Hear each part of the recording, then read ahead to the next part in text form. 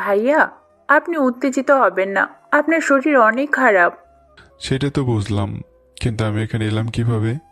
ভাইয়া, আমি একটা বাসায় কাজ করি। সেখান থেকে কাজ করে যখন রাস্তা দিয়ে আসছিলাম, তখন আপনাকে রাস্তার মাঝে পড়ে থাকতে দেখলাম। আমার বাসা কাছেই ছিল, তাই এক চাচার সাহায্য নিয়ে আপনাকে আমার বাসায় নিয়ে আসি। প্রায় 1 ঘন্টা পরে আপনার জ্ঞান ফিরেছে। মেয়েটার কথা শুনে আমার সব মনে পড়ে গেল। আর মাথা ঘুরে পড়ার কারণ, আজকে সারাদিন কিছু খাইনি, তার উপরে আবার শরীর থেকে অনেক রক্তপাত হয়েছে। ভাইয়া, আপনি এভাবে রাস্তার মাঝে অজ্ঞান হলেন কিভাবে? আসলে হয়েছে কি, আজকে সারাদিন কিছু খাইনি, তাই হয়তো জ্ঞান হারিয়ে পড়ে গেছি। আমি আগেই বুঝেছিলাম, কিন্তু সাহস করে বলি নাই। আপনি একটু অপেক্ষা করুন, আমি এখন আসতেছি। আমি বাড়িটা চারপাশে দেখতে লাগলাম। বস্তির মধ্যে একটাই রুম, ছোট্ট একটা রুমের এক পাশে রয়েছে কতগুলো বই, হয়তো দশম শ্রেণীর হবে। আর এক পাশে একটা দড়িতে কয়েকটা পুরনো জামা কাপড়, আর এক পাশে ছোট কয়েকটি পাত্র। মেয়েটা ওখানে গিয়ে খাবার বাড়তে লাগলো। একটু পরে মেয়েটা আমার সামনে এলো। ভাইয়া, আমি একা গরিব মানুষ। এই পান্তা ভাত খেয়েই 3 বেলা কাটিয়ে দিই। আপনাকে দেখে মনে হচ্ছে আপনি কোনো বড় ঘরের ছেলে। যদি কিছু মনে না করে এগুলো খেয়ে নিতেন। আমি একদম অবাক হয়ে গেলাম। মেয়েটা কত সুন্দর করে কথা বলে, গুছিয়ে কথা বলে, আর কণ্ঠটা একদম মাশাল্লাহ। মেয়েটার আকুল আবেদন। ভাইয়া, আপনার শরীর খারাপ করবে, প্লিজ ভাইয়া। আর আমারও খুব খিদে পেয়েছিল, তাই হাতে প্লেটটি নিলাম। এরপর যখন হাত দিয়ে খেতে যাব, তখন এদিকে হাতে ব্যান্ডেজ করা। এবার কিভাবে খাবো আমি মনে মনে ভাবলাম। মেয়েটা বিষয়টা বুঝতে পেরে আমার হাত থেকে প্লেটটা নিয়ে বলল, উফ, ভাইয়া সরি, আমি দেখি নাই যে আপনার হাতে ব্যান্ডেজ করা। কিন্তু আপনি এখন খাবেন কিভাবে? আমার এখানে তো কোনো চামচ নেই। কিছুটা সময় ভাবতে থাকলো মেয়েটি। আমিও একভাবে মেয়েটার দিকে তাকিয়ে আছি। কি নিষ্পাপ চেহারা। আমার যদি এরকম মিষ্টি কিউট একটা বোন থাকতো, তাহলে কখনো তাকে আর কষ্ট দিতাম না, একদম নিজের বুকে আগলে রাখতাম। কিছু সময় ভাবার পর মেয়েটি বলল, আমি বরং নিজের হাতে খাইয়ে দিই আপনাকে। আমি কিছু বললাম না। এরপর মেয়েটা আমাকে নিজের হাতে খাবার খাইয়ে দিতে লাগলো। বিশ্বাস করুন, মায়ের হাতের খাবার যেমন স্বাদ লাগে, ঠিক তেমনই আমার কাছে লাগলো। আমি মুখ বুজে খেতে লাগলাম। তখনই আমার মেয়েটার কথা মনে পড়ল। মেয়েটা তো একা, তাহলে নিশ্চয়ই একার জন্য খাবার রান্না করে। আর সেই খাবার যদি আমি খেয়ে নেই, তাহলে মেয়েটা কি খাবে? আমি আর খাবো না। এবার তুমি খেয়ে নাও এগুলো। ভাইয়া, আমার খিদে নেই, আপনি খেয়ে নিন সবগুলো। আমি জানি তুমি মিথ্যা বলতেছো। আরে ভাইয়া, আমি যে বাসায় কাজ করি সেই বাসায় আজকে বার্থডে পার্টি ছিল, যার জন্য আজকে রাত করে বাসায় এসেছি। আর সেখানে আজকে রাতের খাবার আমি খেয়ে এসেছি। ও, হুম, এইবার কোনো কথা না বলে সব ভাতগুলো খেয়ে নিন। আমি আর কোনো কথা না বলে চুপচাপ ভদ্র ছেলেদের মতো সবগুলো খেয়ে নিলাম। ভাইয়া, আপনি শুয়ে পড়ুন। আপনার একটু রেস্ট নেওয়া দরকার। আমি একটু পরে আসতেছি। এরপর মেয়েটা খাবার প্লেট নিয়ে বাইরে চলে গেল। হয়তো প্লেট পরিষ্কার করতে গেছে। হ্যাঁ, আমার আন্দাজ ঠিকই ছিল। বাইরে থেকে পানির আওয়াজ এলো। আমি শুয়ে শুয়ে ভাবতে লাগলাম, একটু আগে আমি কোথায় ছিলাম, আর এখন কোথায়? এই মেয়েটা না থাকলে হয়তো আমি আর এই পৃথিবীতেই থাকতাম না। জীবনটা বড় অদ্ভুত। যে আদিবাকে আমি এত ভালোবাসি, সে আদিবা আজকে সারাদিনও আমার একবারও খোঁজ নেয়নি। আপনারা তো কিছু বুঝতে পারছেন না, তাই না, যে কি হচ্ছে এখানে? তাহলে চলুন একটু ফ্ল্যাশব্যাক থেকে ঘুরিয়ে নিয়ে আসি।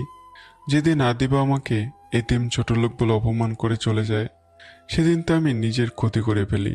সারা রাত অজ্ঞান হয়ে একটা বন্ধ ঘরে পড়েছিলাম। যখন জ্ঞান ফিরল, তখন দেখলাম চারদিকে অন্ধকার, কিছুই দেখা যাচ্ছে না। আমি ঠিক বুঝে উঠতে পারছি না আমি এখন কোথায় আছি। ডান দিকে তাকিয়ে দেখি জানালা দিয়ে হালকা হালকা আলো আসতেছে। আরে, এটা তো আমারই রুম। আমি দেয়ালে হেলান দিয়ে ঘুমিয়ে পড়েছিলাম। যখন উঠতে যাব, তখন আমার ডান হাতে প্রচণ্ড ব্যথা অনুভব করলাম। এত পরিমাণে যে কষ্ট হচ্ছিল, তা বলে বোঝাতে পারবো না। এক পর্যায়ে আমি জোরে চিৎকার করে উঠলাম। কিন্তু আফসোস, আমার এই চিৎকার চার দেয়ালের বাইরে কখনোই যাবে না। আমি অনেক কষ্টে উঠে রুমের আলো অন করলাম। রুমের অবস্থা অনেক বাজে। এক পাশে কাচের টুকরো, তার পাশে রক্তের পাহাড়। আমি নিজেই দেখে ভয় পেয়ে গেলাম, কিন্তু এতে আমার কোনো কষ্ট হচ্ছিল না। আমার কষ্ট হচ্ছিল এটা ভেবে যে আদিবা আমাকে দেখতে না পেলে প্রতি মিনিটে মিনিটে আমার রুমে আসতো। আর আজকে সেই আদিবাই সারাদিন একবার আমার রুমে আসলো না। আমার চোখ থেকে দুই ফোঁটা জল গড়িয়ে পড়ল। যাক, এইসব ভেবে আর লাভ নেই। আমি অনেক কষ্টে ফার্স্ট এড বক্স বের করে আমার হাতে নিজের মতো করে একটু ব্যান্ডেজ করে নিলাম। এখন ব্যথা অনেকটা কমেছে। এখন কয়টা বাজে ঠিক বুঝতে পারতেছি না, তাই আমার মোবাইলটা খুঁজতে লাগলাম। হ্যাঁ, পেয়েছি। বিছানার উপরেই ছিল। মোবাইলটা অন করে দেখি রাত 9টা বাজে। তার মানে দীর্ঘ 6 ঘন্টা আমি অজ্ঞান ছিলাম। আদিবের সাথে কথা বলতে আমার খুব ইচ্ছে করতেছে। মন তো বলে এক্ষুনি ছুটে যায় আদিবার বাসায়। বাসায় গিয়ে আঙ্কেলের পায়ে ধরে বলি আদিবার বিয়ে আটকে যেন দেয়। কিন্তু আমি জানি হাজার চেষ্টা করলে আমি বিয়ে আটকাতে পারবো না, তাই অযথা সিন ক্রিয়েট করে কোনো লাভ নেই। আমি দেরি না করে আদিবাকে ফোন করলাম। আদিবাকে কিছুই বলবো না, শুধু আদিবার কণ্ঠটা একটু শুনতে চাই। কিন্তু আফসোস, আদিবার নাম্বারের কল ঢুকলো না। আমি জানি আদিবা আমার নাম্বার ব্ল্যাক লিস্টে ফেলে রেখেছে। এই মনটা কেন এত বেমান, কেন বুঝতে চায় না আদিবার আমার নেই। ফোনটা একপাশে ছুঁড়ে ফেলে দিয়ে জোরে জোরে কান্না করতে লাগলাম। আজকে প্রায় 6 বছর পর কান্না করতেছি। সেদিন রাতে খুব কেঁদেছিলাম, যেদিন আমার আব্বু আম্মু আমাকে এতিম করে রেখে চলে গেছিল। আর আজকে যে মানুষটা আমাকে একা রেখে চলে গেল, আসলে আমি মানুষটাই ভালো না, যার কারণে শুধু আমার সাথে এমন হয়। মা বাবা মারা যাওয়ার পরে একজনই ছিল আমার ভরসা, সে হলো রাফি। সেও আমাকে ছেড়ে দূরে চলে যায়। আর তারপর এই আদিবা আমার মনে ভালোবাসার জন্ম দিল, আর এখন সে আমার থেকে দূরে চলে গেল। প্রায় 1 ঘন্টা ধরে এভাবে কান্না করলাম। শুনেছি কাঁদলে নাকি মনটা হালকা হয়ে যায়, তাই আমিও কান্না করতেছি। এই বুকটা অনেক কষ্টের কারণে ভারী ভারী লাগতেছে। আমি জানি ছেলেদের কান্না করতে নেই, কিন্তু আমি কেন যেন কান্না লুকোতে পারছি না। জানি না, না, আমাকে আর কান্না করলে চলবে না। আমাকে আব্বুর মতো অনেক বড় হতে হবে, আব্বুর স্বপ্ন পূরণ করতে হবে। আমি বসা থেকে উঠে চোখের পানি মুছে ফেললাম। আর থাকবো না এই শহরে। এই শহরে থাকলে হয়তো নিজেকে ঠিক রাখতে পারবো না। পড়াশোনা তো শেষ, এখন আর কার জন্য এই শহরে থাকবো। ফিরে যাব সেই শহরে যেখানে আমি ছোট থেকে বড় হয়েছি, যেখানে রয়েছে সেই স্কুল লাইফের বেস্ট ফ্রেন্ডগুলো। এরপর আমার প্রয়োজনীয় জিনিসপত্র ব্যাগে ভরে নিলাম। এরপর আমার জীবনের অর্জন মানে আমার সকল কাগজপত্র ব্যাগে ভরে নিলাম। আর কারোর সাথে যোগাযোগ রাখবো না এই শহরের। মোবাইল থেকে সিমটা বের করে ভেঙে ফেলে দিলাম। এরপর ওয়ালেট বের করে আমার সেই 6 বছর আগের পুরনো সিমটা ওপেন করলাম। ভেবেছিলাম হয়তো নষ্ট হয়ে গেছে, কিন্তু না, সিম একদম ঠিকই আছে। নিজের অজান্তে মুখে একটা হাসি চলে এলো। এই সিমটা আমাকে আব্বু কিনে দিয়েছিল। আব্বু চলে যাওয়ার পর বন্ধ করে রেখেছিলাম, আর আজকে আবার ওপেন করলাম। ওয়ালেট পকেটে রেখে দেব, তখনই চোখে পড়ল ওয়ালেটের ভেতরে আদিবার ছবির দিকে। আমি সেটা বের করে একটা দেশলাই দিয়ে পুড়িয়ে ফেললাম। আজ থেকে বলে যাব আদিবা নামে আমার জীবনে কেউ ছিল। অনেক ইচ্ছে ছিল আদিবাকে বউ সাজে নিজের চোখে দেখব, কিন্তু আফসোস সেটা আমার কপালে নেই। আর দেখে বা কি করব, যে আমার ভাগ্যে নেই তাকে আমি দেখেই কি করব। রুম থেকে বের হয়ে যাব, তখন আদিবার বলা লাইনটার কথা মনে পড়ল। আমি নাকি ওকে টাকার কারণে ভালোবাসার কথা বলেছি। না, আদিবার কাছে ঋণী থাকলে চলবে না। আমি আর সব টাকা পরিশোধ করে দিয়ে যাব। এতদিন যাবৎ আদিবা আমাকে যত টাকা দিয়েছে সবকিছুর হিসাব আমার ডায়েরিতে লেখা আছে। এখানে আমি ফাঁকে ফাঁকে লিখে রাখতাম আদিবা আমাকে কখন কত টাকা দিয়েছে। ভেবেছিলাম আদিবাকে পরে শোধ করে দেব। হ্যাঁ, এখন সেই সময় চলে এসেছে। ডায়েরিটা খুলতেই আদিবাকে নিয়ে বিভিন্ন আবেগ লেখা। আমি সেগুলো না পড়ে টাকার হিসাব করলাম, প্রায় 5 লাখের কাছাকাছি। আমি খুব ভালো করে জানি আমি কিভাবে এই টাকা পরিশোধ করব। এরপর আমি বাসা থেকে বের হয়ে গেলাম। বাসা থেকে বের হওয়ার সময় আদিবার আব্বু মানে আঙ্কেলের সাথে দেখা। আরে শ্রাবণ যে, কোথায় যাচ্ছ এত রাতে? আঙ্কেল, একটা বন্ধুর বাসায় যাচ্ছি, খুব জরুরি তো, তাই এত রাতে যেতে হচ্ছে। ও, তা আসবে কবে? বলতে পারি না আঙ্কেল। আর শোনো, তোমাকে তো আদিবা বলেই দিয়েছে হয়তো। তারপরেও আমি বলি, আদিবার বিয়ে আর মাত্র 5 দিন পরে। তুমি তার আগেই চলে এসো। কেমন? ইচ্ছে তো করতেছে আঙ্কেলের পায়ে পড়ে আদিবাকে ভিক্ষা চাই, কিন্তু যে আমাকে চায় না তাকে আমি চেয়ে কি করব?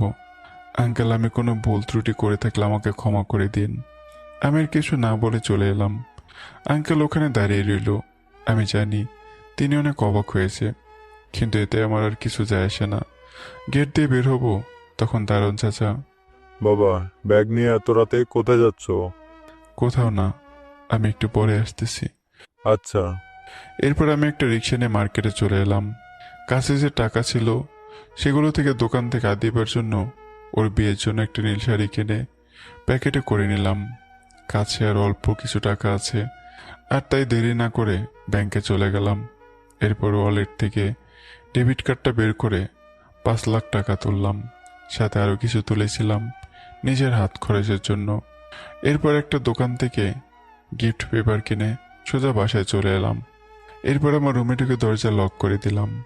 একটা কাগজ আদিবার জন্য একটা চিঠি লিখলাম। আদিবার জন্য না শাড়ি, 5 লাখ টাকা আর চিঠি আমি একটা বক্সে গিফট পেপার দিয়ে আটকে নিলাম। এবার এটা আদিবাকে দেয়া যাবে ওর বিবাহের উপহার হিসাবে। আমি জানি আদিবা খুব খুশি হবে। এরপর আমার রুমের দরজা লক করে আমি বেরিয়ে পড়লাম। গেটের কাছে এসে, চাচা ঘুমিয়ে গেছেন? একটু চোখ লেগে গেছিল আর কি। কেন, কিছু বলবা? হ্যাঁ, এই নিন, এটা আদিবাকে দেবেন বিয়ের দিন রাতে। আমার প্যাক করে সেই বক্সটা ধরিয়ে দিলাম। আচ্ছা ঠিক আছে, কিন্তু বাবা তোমার হাতে কি হয়েছে? তেমন কিছু না, একটু কেটে গেছে আর কি। ঠিক আছে, কিন্তু এখন তো রাত 12টা বাজে। তুমি এত রাতে কাঁধে ব্যাগ ঝুলিয়ে কোথায় যাচ্ছ? কোথায় আর যাব, নিজে শহরে যাচ্ছি। সে কি, আদিবে ম্যাডাম জানে? সব কথা সবার জানতে নেই। আর চাচা, আমি কোনো ভুল করে থাকলে আমাকে ক্ষমা করে দিন, কেমন? বাবা, তুমি এগুলো কি বলতেছো? হ্যাঁ চাচা, এটাই সত্যি। বুঝতে পেরেছি, তুমি মনে হয় চাকরি পেয়েছো, তাই জন্য যেতে হচ্ছে। রাফিকে আমার যেমন এখনো মনে পড়ে, ঠিক তেমনি তোমাকে আমার জীবনে মনে থাকবে বাবা। ভালো থেকো সব সময়। আমি আর কিছু না বলে চাচাকে জড়িয়ে ধরে বিদায় দিয়ে চলে এলাম। আসার সময় চোখ থেকে কয়েক ফোঁটা পানি গড়িয়ে পড়ছিল। আসলে এই বিল্ডিংয়ে যতদিন এসেছি ততদিন থেকে চাচাকে দেখতেছি, তাই একটু মায়া পড়ে গেছে। এখন উদ্দেশ্য বাস স্ট্যান্ডে গিয়ে সোজা সিলেট চলে যাব, কিন্তু জানি না বাস পাবো কি পাবো না, যেহেতু অনেক রাত হয়ে গেছে। আদিবাদের বাসা থেকে বাস স্ট্যান্ড যেতে শর্টকাটের রাস্তা আছে, তাই আমি সেই রাস্তা দিয়ে যেতে লাগলাম। কিছু দূর গিয়ে একটা গলির ভিতরে ঢুকে গেলাম। বাস স্ট্যান্ড এখান থেকে 15 মিনিটের রাস্তা। মোবাইলে তখন রাত 12টা বেজে 45 মিনিট। মোবাইল পকেটে রেখে হাঁটতেছি। তখন আমার কেমন যেন মনে হলো আমার মাথা ঘুরতেছে। হঠাৎ করে আমি রাস্তার মাঝে পড়ে গেলাম আর জ্ঞান হারিয়ে ফেললাম। যখন আমার জ্ঞান ফিরল তখন আমি আমার সামনে একটা মেয়েকে দেখতে পাই। বয়স ঠিক বলতে পারবো না, তবে আনুমানিক ক্লাস 10 বা 11-এ পড়ে হয়তো। মেয়েটা অনেক চিন্তিত হয়ে আমার চোখে পানি ছিটিয়ে দিচ্ছিল। আমি খেয়াল করলাম যে আমি একটা ছোট ভাঙচুর কুঁড়ে ঘরের ভেতরে একটা ছোট খাটে শুয়ে আছি। আমার জ্ঞান ফিরতে দেখে মেয়েটা একটা মিষ্টি হাসি দিল, যে হাসিটা দেখলে যে কারো প্রাণ জুড়িয়ে যাবে। আদিবার কথা মনে পড়ে মনটা খারাপ হয়ে গেল। আমি শুয়ে গলে ভাবছিলাম, তখনই মেয়েটা রুমে এলো। ভাইয়া, আপনি এখন ঘুমোবেন না? না, এখন ঘুম পাচ্ছে না। ও, আচ্ছা, তোমার আব্বু আম্মু কই? আমার কথা শুনে মেয়েটা হয়তো কষ্ট পেয়েছে। মেয়েটার মুখ দেখে বোঝা যাচ্ছে যে আমি অনেক খারাপ কিছু বলে ফেলেছি, কিন্তু আমি এখানে এমন কি বললাম এসবে মনে মনে ভাবতে লাগলাম। ভাইয়া, আমার এই পৃথিবীতে কেউ নেই, আমি এতিম। এতিম কথাটা শুনে মনটা খুব খারাপ হয়ে গেল। আমি জানি এতিম মানে কত কষ্ট, কত যন্ত্রণা, কারণ আমি নিজেও একজন এতিম। ও সরি, আমি বুঝতে পারিনি। হুম, আচ্ছা, তুমি তোমার সম্পর্কে একটু খুলে বলবে? মানে কবে থেকে তোমার আব্বু আম্মু নেই, খুব জানতে ইচ্ছে করতেছে। আমি যখন 2য় শ্রেণীতে পড়ি তখন আমার আব্বু মারা যায়। আমরা তখন অনেক টাকা দেনা ছিলাম। আব্বুর মাথার সব সময় চিন্তা থাকতো যে কিভাবে এত টাকা শোধ করবে। এই চিন্তায় চিন্তায় আব্বু একদিন স্ট্রোক করে, আর আমরা টাকার অভাবে চিকিৎসা করতে পারি নাই।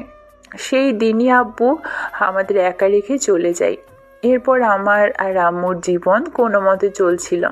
যতই অভাব থাকুক না কেন, আম্মু আমাকে ঠিকই স্কুলে পাঠাতেন। আর আম্মু দিনে রাতে অনেক বাসায় কাজ করতেন। হঠাৎ একদিন আমি স্কুল থেকে এসে দেখি আম্মু শুয়ে আছে। মাথায় হাত দিয়ে দেখি খুব গরম, জ্বর হয়েছিল আম্মুর। আমি তখন নবম শ্রেণীতে পড়ি, তাই একটু বুঝতাম। আম্মুর মাথায় জলপট্টি দিই, আম্মুর সেবা যত্ন করি। এভাবেই 4 দিন চলে যায়। কিন্তু আফসোস, আমার কাছে টাকা না থাকার কারণে আম্মুর জন্য ওষুধ আনতে পারি নাই। আমি অনেক কান্না করি, অনেকের কাছে টাকা ধার চাই, কিন্তু কেউ দেয়নি। 6 দিনের দিন আম্মু আমাকে একা রেখে দিয়ে চলে যায়। কথাগুলো বলে মেয়েটা আমার সামনে কান্না করতে লাগে। আমি ওর কান্না যেন সহ্য করতে পারলাম না, তাই আমি ওর কাছে গিয়ে ও চোখের পানি মুছে দিই এবং মাথায় হাত বুলে সান্ত্বনা দিতে লাগলাম। এরপর আবার বললাম, তুমি এখন স্কুলে যাও না? না ভাইয়া, স্কুলের খরচ পাবো কই? এমনিতেই নিজের খরচ চলে না, তার উপর আবার স্কুল ফি। কোন ক্লাসে থাকতে পড়াশোনা বাদ দিয়েছো তুমি? ভাইয়া, নবম শ্রেণীতে বসেই আম্মু মারা যায়। এরপর আর স্কুলের মুখ দেখতে পাইনি। ও, আমি তো একটা কথা জানতেই ভুলে গিয়েছি। কি কথা ভাইয়া? তোমার সম্পর্কে এত কিছু জানলাম, অথচ তোমার নামটাই জানা হলো না এখনো। জি ভাইয়া, আমার নাম জান্নাতুল। আব্বু আম্মু জান্নাত বলে ডাকতো। ও আচ্ছা, তাহলে আমি আজ থেকে তোমাকে জান্নাত বলে ডাকবো। ভাইয়া, আপনার নামটা কি? শ্রাবণ আহমেদ ইমন, সবাই শ্রাবণ বলেই ডাকে। আর একটা কথা কি জানো? কি কথা ভাইয়া? আমি তোমার মতো এতিম একটা ছেলে, আমার এই পৃথিবীতে কেউই নেই। ভাইয়া, এমনভাবে বলতে নেই, আমি আছি না। আজ থেকে মনে করবেন আমি আপনার বোন। জান্নাত আমার কাছে এসে কাঁধে হাত রেখে বলল, হ্যাঁ। আমি খুব খুশি হলাম জান্নাতের কথা শুনে। ভাইয়া, একবার তুমি তোমার সম্পর্কে কিছু বলো। আমার সম্পর্কে শুনতে গেলে অনেক রাত হয়ে যাবে। হোক, তাতে কিছু হবে না, তুমি আমাকে বলো। প্রথমে ভেবেছিলাম বলবো না, কিন্তু জান্নাতের আবদারটা কেন জানি ফেলতে পারলাম না, তাই বললাম, আমার গল্পটা কিন্তু একটু কষ্টের। হোক, আপনি আমাকে বলুন ভাইয়া। জান্নাতের ভাইয়া ডাকটা কেন জানি খুব ভালো লাগলো। ইচ্ছে করে 1000বার শুনিয়ে ভাইয়া ডাকটা। আচ্ছা শোনো তাহলে, এবার আমার সাথে ঘটে যাওয়া সব কিছু বলতে লাগলাম। আমার এই সব কিছু বলে জান্নাতের দিকে তাকালাম, দেখি ওর চোখে পানি। তাই আমি জিজ্ঞাসা করলাম, আপনারা তো জানেনই যে আমার সাথে কি কি ঘটেছে। আর যদি কেউ না জেনে থাকেন তাহলে এর আগের পর্বটা শুনে নেবেন। এ কি, তোমার চোখে পানি কেন? ভাইয়া, আপুটা কেন বুঝলো না আপনি তাকে কতটা ভালোবাসেন? আরে পাগলি, এই জন্য কেউ কান্না করে নাকি?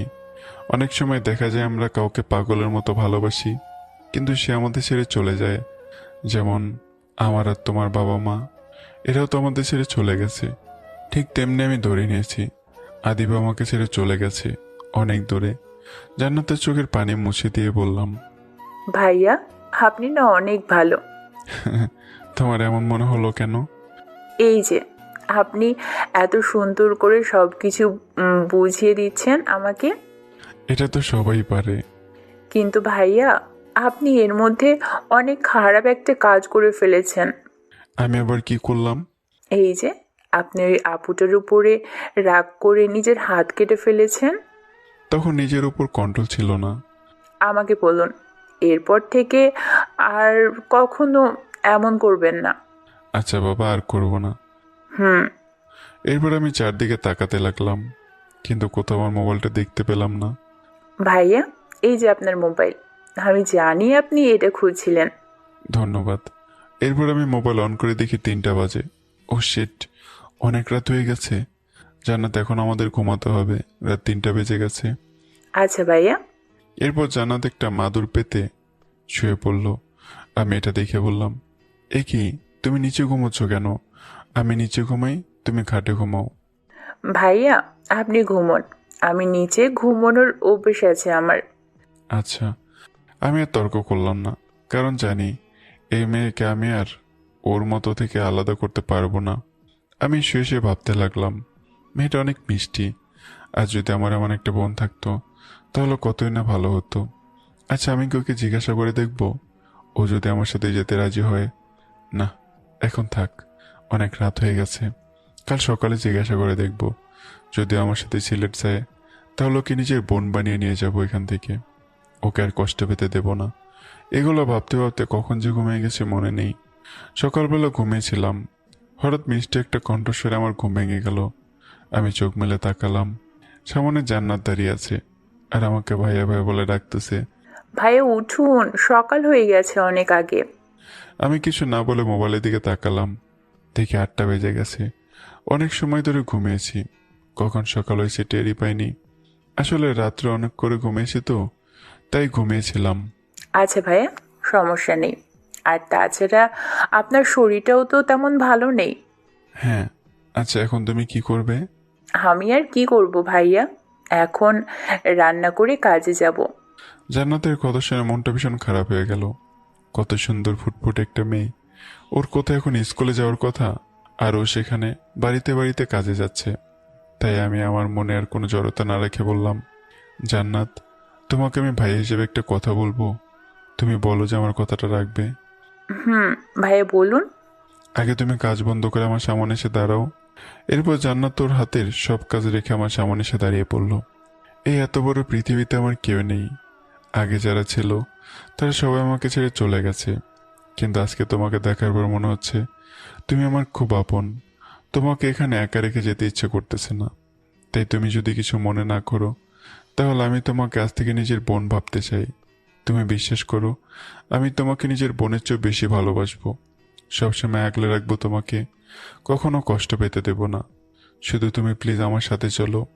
আমরা দুই ভাই বোন এই ব্যস্ত শহর থেকে চলে গিয়ে সুন্দর একটা জীবন শুরু করব, যেখানে থাকবে না কোনো কষ্ট, কোনো দুঃখ থাকবে না, শুধু ভাই বোনের ভালোবাসা থাকবে।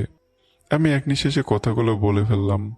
জান্নাত এক দৃষ্টিতে আমার দিকে তাকিয়ে আছে, ওর মন থেকে কোনো কথাই বের হচ্ছে না। চলো চলো চোখে আমার দিকে তাকিয়ে আছে, কিছু বুঝতে পারতেছি না। হয়তো আমার কথা রাখবে না, তাই আমি পিছনে ফিরে নিজের ব্যাগ গোছাতে লাগলাম। তখনই জান্নাত আমাকে ডাক দিল। আমি এর কথায় ঘুরে তাকালাম। আমি ঘুরে দাঁড়ানোর সাথে সাথেই জান্নাত আমাকে শক্ত করে জড়িয়ে ধরে কান্না করে দিল। ভাইয়া, একটা কথা কি জানো, আমার খুব ইচ্ছে ছিল যে আমার একটা ভাই থাকবে। সে আমায় খুব ভালোবাসবে, আমার সব ছোটোখাটো আবদার রাখবে। আমি রাগ করলে আমার রাগ ভাঙিয়ে দেবে, আমি কষ্ট পেলে সেও কষ্ট পাবে। আমি ভেবেছিলাম আমার এই স্বপ্ন স্বপ্নই থেকে যাবে, কিন্তু না, আল্লাহ আমার কথা রাখছে। তিনি আমার কাছে আমার ভাইয়াকে পাঠিয়ে দিয়েছে। জান্নাতের কথা শুনে আমি এত খুশি জীবনেও হয়নি। তাই বললাম, এখন আর কান্না করতে হবে না, আমি এসে গেছি, আর কোনো কান্না নেই। হুম এবার আমি আমার আপুটার একটা মিষ্টি হাসি দেখতে চাই। জান্নাতের চোখে পানি থাকা সত্ত্বেও একটা মন খোলা হাসি দিল। আর এই চোখের পানি দুঃখের না, সেটা আমি জানি, এই পানি আনন্দের। এরপর জান্নাত আমাকে ছেড়ে দিয়ে বলল, ভাইয়া, তুমি ফ্রেশ হয়ে এসো, বাইরে টিউবওয়েল আছে, আমি তোমার জন্য রান্না করে ফেলি। সকালে তো কিছু খেতে হবে নাকি? তোকে কষ্ট করে রান্না করতে হবে না। আয়না নিজের মুখ দেখেছিস? কত সুন্দর মুখটা, কাজ করে একদম কি অবস্থা করেছে। ভাইয়া, তাহলে খাবো কি? আমি থাকতে তোর এইসবের চিন্তা করা লাগবে না। তুই গিয়ে 2টা ড্রেস আমার ব্যাগে ভরে নে, আমি ফ্রেশ হয়ে আসতেছি। কিন্তু ভাইয়া। কোনো কিন্তু নয়, আমি যেটা বললাম সেটা কর গিয়ে। এরপর আমি বাইরে এসে ফ্রেশ হয়ে নিলাম। কিন্তু এখানে চারপাশে অনেক লোকজন আছে, সকলের একই অবস্থা। এদেরকে দেখলেই বোঝা যায় যে এরা একবেলা খেতে পায় তো পায় না। আজ নয় আমি জান্নাতকে নিয়ে যাচ্ছি, কিন্তু এদের কি হবে? মনটা খুব খারাপ হয়ে গেল। আমি আর এখানে দাঁড়িয়ে না থেকে জান্নাতের কাছে গেলাম। সেখানে গিয়ে দেখি জান্নাত বসে আছে। আপু, এবার চল, যাওয়া যাক। হুম, কিন্তু ভাইয়া, আমরা এখন কোথায় যাব? সময় হলে সব দেখতে পারবি। আর মনে কর, এটা তোর জন্য একটা সারপ্রাইজ। ওকে ভাইয়া, চলো। তোর স্কুলের সার্টিফিকেটগুলো কি তোর কাছে আছে, নাকি স্কুলে আনতে যাওয়া লাগবে? না ভাইয়া, স্কুলে যাওয়ার দরকার নেই, ওগুলো আমার কাছে আছে, তোমার ব্যাগে রেখে দিয়েছি। এই তো খুব ভালো একটা কাজ করেছিস। এরপর আমি আর জান্নাত হাঁটতে হাঁটতে বাস স্ট্যান্ডে চলে এলাম। সিলেটের জন্য টিকিট কেটে নিলাম। বাস ছাড়তে এখনো 30 মিনিট লেট হবে। তাই আমি জান্নাতকে নিয়ে কাছের একটা রেস্টুরেন্টে ঢুকলাম। রেস্টুরেন্টে ঢোকার পর জান্নাত বলল, ভাইয়া, আমরা এখানে কেন এসেছি? তুই তো দেখতেছি পুরাই বোকা। ভাইয়া, আমি মোটেও বোকা নই। আরে বোকা, আমরা এখানে সকালের খাবার খেতে এসেছি। সকালে কি না খেয়ে রওনা দেবো নাকি? ও, কিন্তু ভাইয়া, শুধু শুধু টাকা নষ্ট করার কি আছে? একবেলা না খেয়ে থাকলে কিছু হবে না। আরে বোকা, তোর ভাইয়া হই আমি। এখন থেকে তোর সব দায়িত্ব আমার। আর আমি থাকতে কি আমার আপুরে না খেয়ে থাকবে? ভাইয়া, তুমি না খুবই ভালো। আমি আর জান্নাত কথা বলতেছিলাম, তখন একটা ছেলে আমাদের সামনে এলো। ছেলেটা মনে হয় এখানকার ওয়েটার। স্যার, আপনি কি খাবেন? কি কি আছে? এরপর ছেলেটা বিভিন্ন খাবারের নাম বলল। আমি জান্নাতের পছন্দ মতো খাবার অর্ডার দিলাম। প্রথমে তো জান্নাত কিছুই বলতে চাচ্ছিল না। এরপর আমার জোড়াজুড়িতেই বলল। খাবার খাওয়ার মাঝখান থেকে বললাম, আপু শোন, আমি তোর ভাইয়া হই। কি হই বল? ভাইয়া হও তুমি আমার। তাহলে তুই আমাকে একটা কথা বল। কি কথা বলো? ভাইয়ের কাছে কি কিছু লুকিয়ে রাখতে হয় বা লজ্জা রাখতে আছে? না, ভাইয়া মানে তো হাজার অবতারের ভান্ডার। ভাইয়া মানে আবুর পরে বড় একটা বট গাছের ছায়া। ভাইয়া মানে রাগ অভিমানের একটা জায়গা। ভাইয়া মানে ভালোবাসা। তাহলে তুই একটু আগে খাবার অর্ডার দিতে লজ্জা পাচ্ছিলি কেন? ও, তাহলে এই ব্যাপার। আচ্ছা, সরি ভাইয়া। হুম। আর একটা কথা কান খুলে শুনে রাখ, আমার যা কিছু আছে সবই কিন্তু তোর। অতএব আমার কাছে কোনো লজ্জা নাই। যখন যেটা লাগবে শুধু একবার মুখ খুলে বলবি। এরপর দেখবি আমি এনে দিতে পারি কিনা। ভাইয়া, আমার কিছু লাগবে না। আমি শুধু তোমাকে সবসময় এইভাবেই পাশে চাই। হ্যাঁ পাগলি, আমি তোর পাশে সবসময় আছি। এরপর আমি আর জান্নাত খাবার খেয়ে রেস্টুরেন্ট থেকে বেরিয়ে গেলাম। মোবাইলের স্ক্রিনের দিকে তাকিয়ে দেখি 9:25 বাজে। বাস ছাড়তে আরো 5 মিনিট বাকি। তাই আমি জান্নাতকে নিয়ে সোজা বাসে উঠে পড়লাম। বাসে উঠে সিট খুঁজে আমি আর জান্নাত বসে পড়লাম। ঠিক যখন আমি বসতে যাব তখন আমার হাত পাশের একটা সিটে ধাক্কা লাগলো। যেহেতু আমার ডান হাত কাটা ছিল তাই খুব ব্যথা পেলাম। আমি হালকা করে চিৎকার করলাম। এটা থেকে জান্নাত বলল, ভাইয়া, তুমি এইটা কোনো কাজ করেছো? কি কাজ? তুমি শুধু শুধু ওই আপুটার জন্য কেন নিজের এত বড় ক্ষতি করলা? আর যেন কখনো এমনটা না দেখি আমি। আচ্ছা ঠিক আছে মহারানী। আর একটা কথা মনে রেখো, এতদিন তোমার কেউ ছিল না, তাই তুমি যা ইচ্ছে তাই করেছো। কিন্তু এখন আমি এসে গেছি। এখন থেকে আমি যেটা বলবো সেটাই হবে। ওকে? ওকে আমার কিউট আপু। হুম। এরপর বাস ছেড়ে দিল। এখান থেকে সিলেট পৌঁছতে অনেক সময় লাগবে।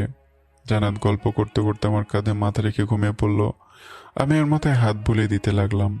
আমার চোখে কেন জানি ঘুম আসতেছে না। এতক্ষণ জান্নাতের সাথে কথা বলেছি, তাই এর মধ্যে আদিবের কথা মনে পড়েনি। কিন্তু এখন আবারও আদিবের কথা মনে পড়ে যাচ্ছে।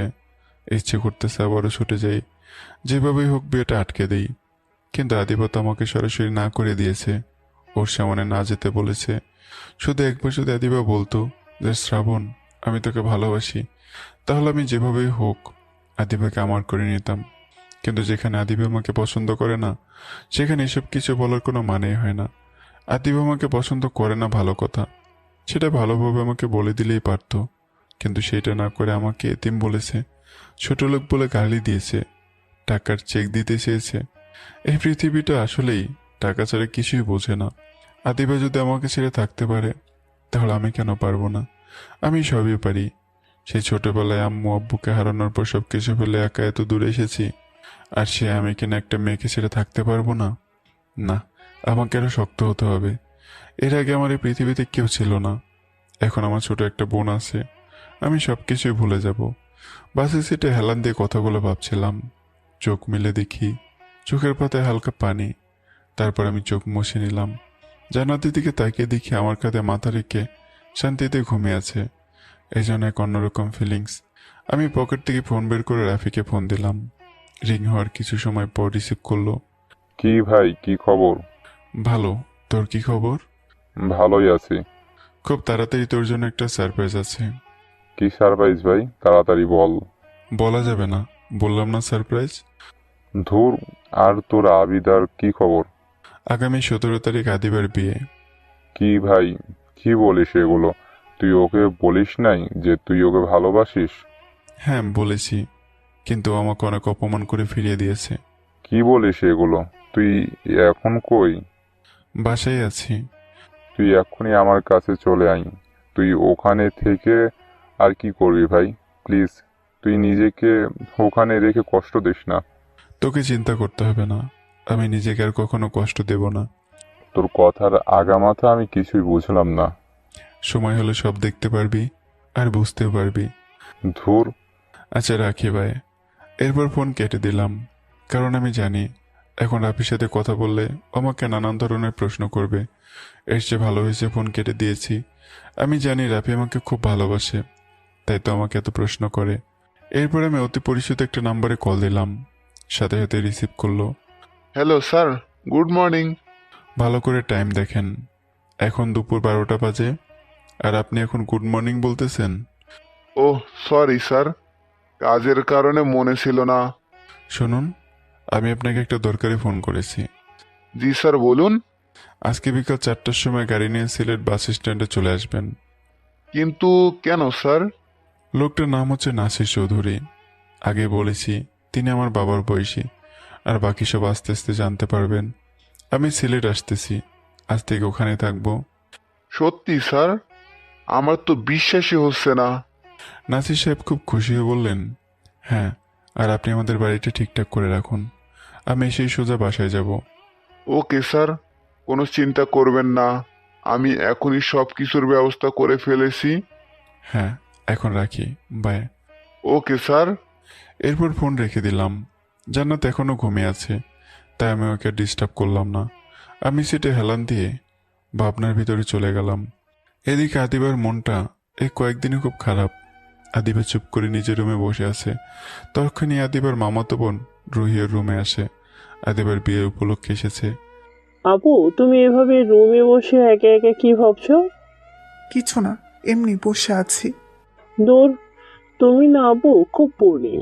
তোমার বিয়ের আর মাত্র কিছুদিন বাকি। কোথায় তুমি আনন্দ ফুর্তি করবে তা নয়, তিনি তার রুমে বসে আছে। রুহি, বোন আমার, তুই যদি জানতে পারতি তাহলে তুই আমাকে কিছুই বলতি না। আমার মনের ভেতরে যে এখন কি ঝড় যাচ্ছে সেটা একমাত্র আমি জানি। আদিবা মনে মনে বলল, আপু, কথা বলো না কেন? তুই এখন এখান থেকে যা, আমাকে একটু একা থাকতে দে প্লিজ। আচ্ছা ঠিক আছে। এরপর রুহি আদিবার রুম থেকে চলে গেল। আদিবার সাথে সাথে ওই রুমের দরজা বন্ধ করে দিল, আর ভাবতে লাগলো, কেন শ্রাবণ, তুই আমাকে এই কথাগুলো বললি? আমি তোকে আমার বন্ধু ভেবেছিলাম শুধু, আর তাছাড়াও এখন আমার বিয়ে ঠিক হয়ে গেছে। এখন আমি চাইলেও কিছু করতে পারবো না। পুরো একদিন হয়ে গেল পাগলটাকে দেখি না। ও হয়তো আমার উপর খুব রাগ করেছে, তখন ওকে আমার কথাগুলো বলা উচিত হয় নাই। যাই, ওর কাছে গিয়ে এখন মাপ চেয়ে আসি, আর তার বদলে ওকে দেখাও হয়ে যাবে। এটা ভেবে আদিবা বসা থেকে উঠে হাঁটতে যাবে, তখন আবারও থেমে গেল। না, আমি এখন ওর কাছে যাব না। ও যে পাগল, ওর কাছে গেলে ও আবার পাগলামি শুরু করে দিবে। শ্রাবণ তো আমাকে মাঝে মাঝেই বলতো ওর নাকি আমাকে বইয়ের সাজে দেখার খুব শখ। আমি শিওর শ্রাবণ আমার বিয়ের দিন আসবে, তখন ওর কাছ থেকে মাপ চেয়ে নিব। কিন্তু ও কী করছে এখন? ওর জন্য তো আমি নিজের খাবার নিয়ে যেতাম, আর সেগুলো ও খেত। তাহলে ও এখন কি খাচ্ছে? বাইরে গিয়ে খাচ্ছে হয়তো। এই তো কিছুদিন আগেই তো অনেকগুলো টাকা দিলাম, আশা করি ওর কোনো অসুবিধা হবে না। এগুলো ভাবতে ভাবতে আদিবা ঘুমিয়ে পড়ল। অতি চিন্তা করতে কখন যে বাসের ঘুমিয়ে পড়েছি টেরই পাইনি। হঠাৎ বাসের হেল্পারের ডাকে ঘুম ভাঙলো। ভাই, বাস থেমেছে, 30 মিনিটের লাঞ্চ টাইম দিয়েছে। আচ্ছা ঠিক আছে, ধন্যবাদ। এরপর আমি জান্নাতকে ডাক দিলাম, আপু, হে আপু। ভাইয়া বলো, আমরা কি এসে গেছি? আরে না পাগলি, এখনো 2 ঘন্টার বেশি লাগবে যেতে। দুপুর হয়ে গেছে, খাবার খেতে হবে না? কিন্তু এখানে খাবার কই পাবো? বোকা মেয়ে, বাইরে তাকিয়ে দেখ, ওখান থেকে একটা রেস্টুরেন্টে গিয়ে লাঞ্চ করে আসি। ভাইয়া চলো। এরপর আমি আর জান্নাত একটা রেস্টুরেন্টে ঢুকে দুপুরের খাবার খেতে লাগলাম। জান্নাত খাবার খেতে খেতে বলল, ভাইয়া একটা কথা বলবো। হ্যাঁ বল, কি বলবি? তুমি কি রোজ এমন বাইরের খাবার খাও? না, কেন? থাক, মিথ্যা বলা লাগবে না। এমনিতেই শরীরে যে অবস্থা তা দেখেই বোঝা যায় তুমি ঠিকঠাক খাবার খাও না। আমাকে তো রোজ আদি। আর বলতে পারলাম না। কি হলো বলো, থেমে গেলে কেন? তোর আর পাকা পাকা কথা বলা লাগবে না। এখন থেকে আর এসব চলবে না। এখন বাইরের খাবার খাচ্ছ, খাও। বাসায় গিয়ে আমি রান্না করে তোমাকে খাওয়াবো। আচ্ছা মহারানী, এবার খাবারগুলো খেয়ে গাড়িতে চলেন, বাস ছেড়ে দিবে আবার। হুম। এরপর আমি আর জান্নাত খাবারকে সোজা বাসে চলে এলাম। বাসে বসে আছি, তখন খেয়াল করলাম জান্নাত মুখ কালো করে বসে আছে। তা আমি ওর মন ভালো করার জন্য আমার মোবাইলটা বের করে দিলাম। আপু এনে, মোবাইলে অনেক মজার ভিডিও আছে, এগুলো দেখলে তোর মন ভালো হয়ে যাবে। প্রথমে নিতে না চাইলেও আমার জোড়াজোড়িতে নিল। এরপর সে কি হাসি দেখে বোঝা যাচ্ছে অনেক খুশি। জান্নাত মোবাইল চালাচ্ছিল আর আমি ওর হাসি দেখতেছিলাম। এইভাবে দেখতে দেখতে বিকেল হয়ে গেল, বাসও থেমে গেল। আমি জান্নাতকে বললাম, আপু এবার তো নামতে হবে, আমরা এসে গেছি। সত্যি ভাইয়া, এসে গেছি আমরা। হ্যাঁ এসে গেছি, এবার আমার পিছু পিছু আয়। হুম। এরপর আমি আর জান্নাত বাস থেকে নেমে গেলাম। আজ প্রায় 5 বছর পর নিজের শহরে পা রাখলাম। মনের ভেতর অজানা একটা আনন্দ লাগছিল, আবার ভয়ও লাগছিল। আমি আর জান্নাত বাস থেকে নামার পরেই দেখতে পেলাম আমার সামনে নাসির আঙ্কেল দাঁড়িয়ে আছে। নাসির আঙ্কেল আজ প্রায় 2 বছর পর আমাকে দেখতে পেলেন। আমাকে চিনতে তার একটু দেরি হয়নি, কারণ আমি দেখতে সে আগের মতোই, তবে শুধু একটু চিকন হয়ে গেছি। কিন্তু তিনি পাশের মেয়েটাকে আর চিনতে পারছেন না। স্যার, আসতে কোনো প্রবলেম হয়নি তো? না, তেমন কোনো অসুবিধা হয়নি। ওকে স্যার, গাড়িতে চলুন। হ্যাঁ চলুন। আপু চলো আমার সাথে। এরপর জান্নাত আমার পাশাপাশি হাঁটতে লাগলো। নাসির আঙ্কেল আমার দিকে আর জান্নাতের দিকে কেমন করে যেন তাকাচ্ছে। আমি বিষয়টা বুঝতে পেরেছি, তিনি তোর জান্নাতকে চেনে না। আমি কিছু না বলেই জান্নাতকে নিয়ে গাড়িতে বসলাম। ভাইয়া, আমরা এটা কোথায় এসেছি? এটা সিলেট, আমার শহর। এখন থেকে আমরা এখানেই থাকবো। ও আচ্ছা, আর ওই আঙ্কেলটাকে? উনি হচ্ছে তোমার একটা আঙ্কেল, পরে সব কিছু জানতে পেরে যাবে। আচ্ছা ভাইয়া। ড্রাইভার গাড়ি চালাচ্ছে আর নাসির আঙ্কেল সামনে বসে আছে। উনি যখন আমাদের নিয়ে ভাবতেছেন সেটা আমি বেশ ভালো করে বুঝতে পারতেছি। আঙ্কেলকে বলা যাবে না যে জান্নাত আমার আপন বোন নয়। শুধু আঙ্কেলকে নয়, আমি কাউকে বুঝতে দেব না যে জান্নাত আমার আপন বোন নয়। মিস্টার নাসির সাহেব, জি স্যার, বলুন। আপনার সাথে পরিচয় করে দিই, এ হচ্ছে আমার একমাত্র বোন জান্নাত। জান্নাত, আঙ্কেলকে হাই বলো। হাই আঙ্কেল, কেমন আছেন? মামুনি ভালো, তুমি কেমন আছো? জি আঙ্কেল, ভালো। কিছু সময় পরে নাসির আঙ্কেল বলল, স্যার, আপনি তো আগে কোনোদিন বলেন নাই যে আপনার নিজের বোন আছে। বলার প্রয়োজন মনে করিনি তাই বলিনি। Sorry sir. It's okay. জান্নাত আমাকে এইভাবে রেগে কথা বলতে দেখে জোরে জোরে হাসতে লাগলো। আমি আর নাসির সাহেব অবাক হয়ে জান্নাতের দিকে তাকালাম। কি হয়েছে আপু, তুই এভাবে হাসছিস কেন? হাসবো না তো কি করব? এখানে আসার কি আছে? ভাইয়া, তুমি যখন রেগে গম্ভীরভাবে কথা বলো না, তখন তোমাকে একদম বান্দরের মতো লাগে। এটা বলে জান্নাত আবারও হাসতে লাগলো। জান্নাতকে এভাবে হাসতে দেখে খুব ভালোই লাগতেছিল, তাই আমি এসে দিলাম। এরপর আমি গাড়ির জানালা দিয়ে বাইরে তাকালাম। এই সেই শহর যেখানে আমি 5 বছর আগে থাকতাম। এই 5 বছরে শহরটা অনেক বদলে গেছে, আগের থেকে অনেকটা উন্নতি হয়েছে। রাস্তা দিয়ে যাওয়ার সময় আমার চোখ আটকে গেল সেই রাস্তায় যেখানে আব্বু আম্মু অ্যাক্সিডেন্ট করেছিল। বুকে চিনচিন ব্যথা হতে লাগলো, চোখ দিয়ে 2 ফোঁটা পানি গড়িয়ে পড়লো। পাশে জান্নাত আছে, তাই নিজেকে কন্ট্রোল করে নিলাম। প্রায় 1 ঘন্টা পরে চিরসেনার সে নিজের বাড়ির সামনে চলে এলাম। গাড়ি থেকে নেমে গেলাম। স্যার চলে এসেছি, এইবার গাড়ি থেকে নামুন। আমি আর জান্নাত গাড়ি থেকে নেমে গেলাম। জান্নাত এত বড় বাড়ি দেখে অনেক অবাক হয়ে যায়। সে অবাক হয়ে আমাকে জিজ্ঞাসা করে, ভাইয়া, এটা কাদের বাসা? এটা আমাদের বাসা আপু। মানে ভাইয়া, এত বড় বাসা তোমার? দেব একটা, আমার মানে কি, বল আমাদের বাসা। জান্নাত কিছু না বলে চোখের পানি ফেলতে লাগলো। আরে পাগলি, কান্না করতেছিস কেন? ভাইয়া, তুমি অনেক ভালো। হয়েছে, এবার ভেতরে চল, অনেক ক্লান্ত। স্যার, এই যে বাসার চাবি। ধন্যবাদ, এবার আপনি আসুন। কিন্তু স্যার। বললাম তো, আপনি এখন যান, কোনো সমস্যা হলে ফোন করে ডেকে নেব।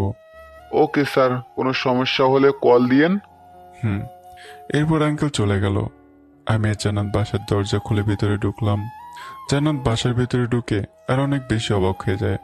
কারণ বাসার ভেতরে আরো অনেক ভালো পরিবেশ, অনেক কারুকাজ করা। বাইরে থেকে যত ভালো দেখায় ভেতরে তার 4 গুণ। আপু আমার সাথে আয়। ভাইয়া। এবার আমি জান্নাতকে নিয়ে উপরের একটা রুমে চলে যাই। সেখানে গিয়ে একটা রুমে যাই। এটা হচ্ছে তোর রুম। আজ থেকে আমার কিউট আপু এখানে থাকবে। ভাইয়া, এত সুন্দর আর বড় রুম আমার লাগবে না। তোকে কিন্তু এবার খুব মার দেব। সরি ভাইয়া।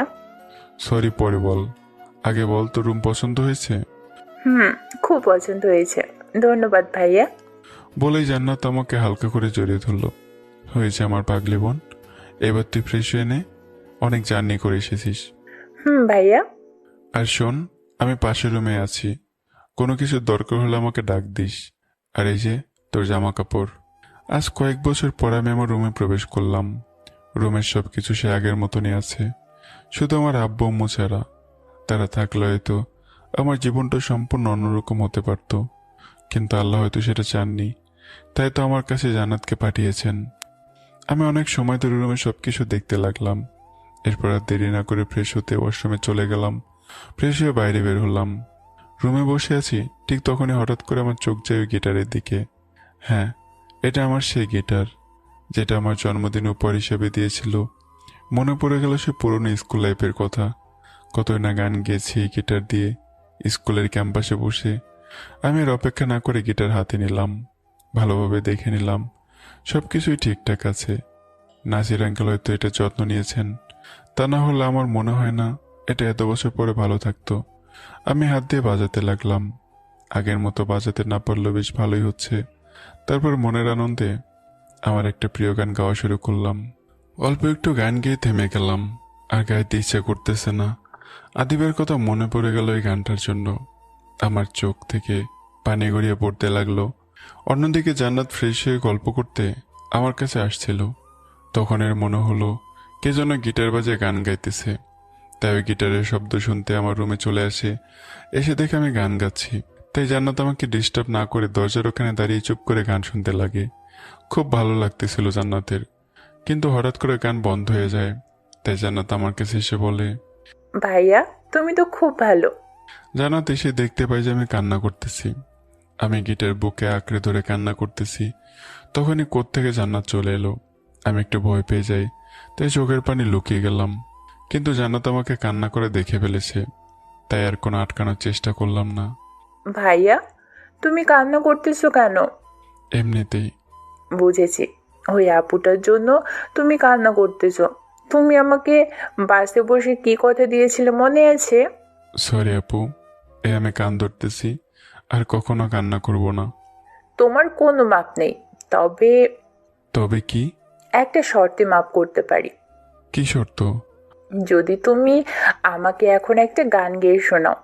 ও এই কথা, তাহলে এখানে বসে পড়, আমি গান গাইতেছি। এরপর আমি আবারও গান গাওয়া শুরু করলাম। ভাইয়া তুমি তো অনেক ভালো গান করো। এই একটু পারি আর কি। এরপর থেকে আমাকে রোজ গান শোনাতে হবে কিন্তু। আচ্ছা বাবা, ঠিক আছে। ভাইয়া তুমি চা খাবে? না। ও তবে কফি খেতে পারি। ভাইয়া তুমি একটু ওয়েট করো, আমি বানিয়ে নিয়ে আসছি। এই শোনা যা, আমি ছাদে যাচ্ছি, তুই ওখানে চলে আসিস। আর কিচেনে গিয়ে দেখ সবকিছু আছে।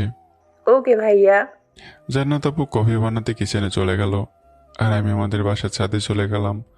অনেকদিন পরে আজকে ছাদে এলাম। চারদিকে অন্ধকার হয়ে গেছে, চারদিকে শুধু বিল্ডিং আর বিল্ডিং দেখাচ্ছে। আস্তে আস্তে চারদিক আলোকিত হয়ে যাচ্ছে, কারণ সন্ধ্যা হয়ে গেছে, তাই সকলে আলো জ্বালাচ্ছে। ছাদের দক্ষিণ দিক দিয়ে হালকা হালকা ঠান্ডা বাতাস আসতেছে। সত্যি এই ফিলিংসটা অসাধারণ। আজ প্রায় 5 বছর পর এমন খোলা বাতাস খাচ্ছি নিজের ছাদে বসে। আমি নিজের ছাদের কোনায় থাকা দোলনায় বসে পড়লাম।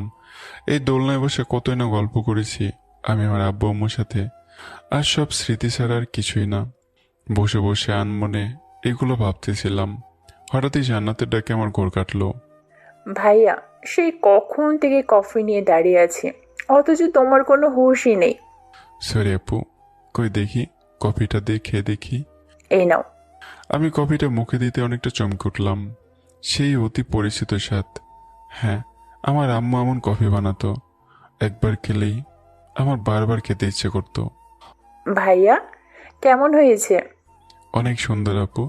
এরপর থেকে সকালে বিকালে আমার কিন্তু রোদ চাই। আচ্ছা, আমার শুও না ভাইয়া। এরপর প্রায় 1 ঘন্টার মতো আমি আর আপু গল্প করলাম। আপু তুই রেডি হয়ে নে, এক জায়গায় যেতে হবে। আমি তো রেডি, কিন্তু কোথায় যেতে হবে ভাইয়া? বলা যাবে না, গেলেই দেখতে পাবি। আচ্ছা। এরপর আমি নাসির সাহেবকে ফোন দিলাম। হ্যালো স্যার, বলুন। আমার গাড়ির চাবি কোথায়? স্যার, আপনার টেবিলের উপরে আছে, দেখুন। আচ্ছা ধন্যবাদ। আমি ফোন রেখে দিলাম। ফোন রেখে বাইরে জান্নাতের জন্য অপেক্ষা করতে লাগলাম।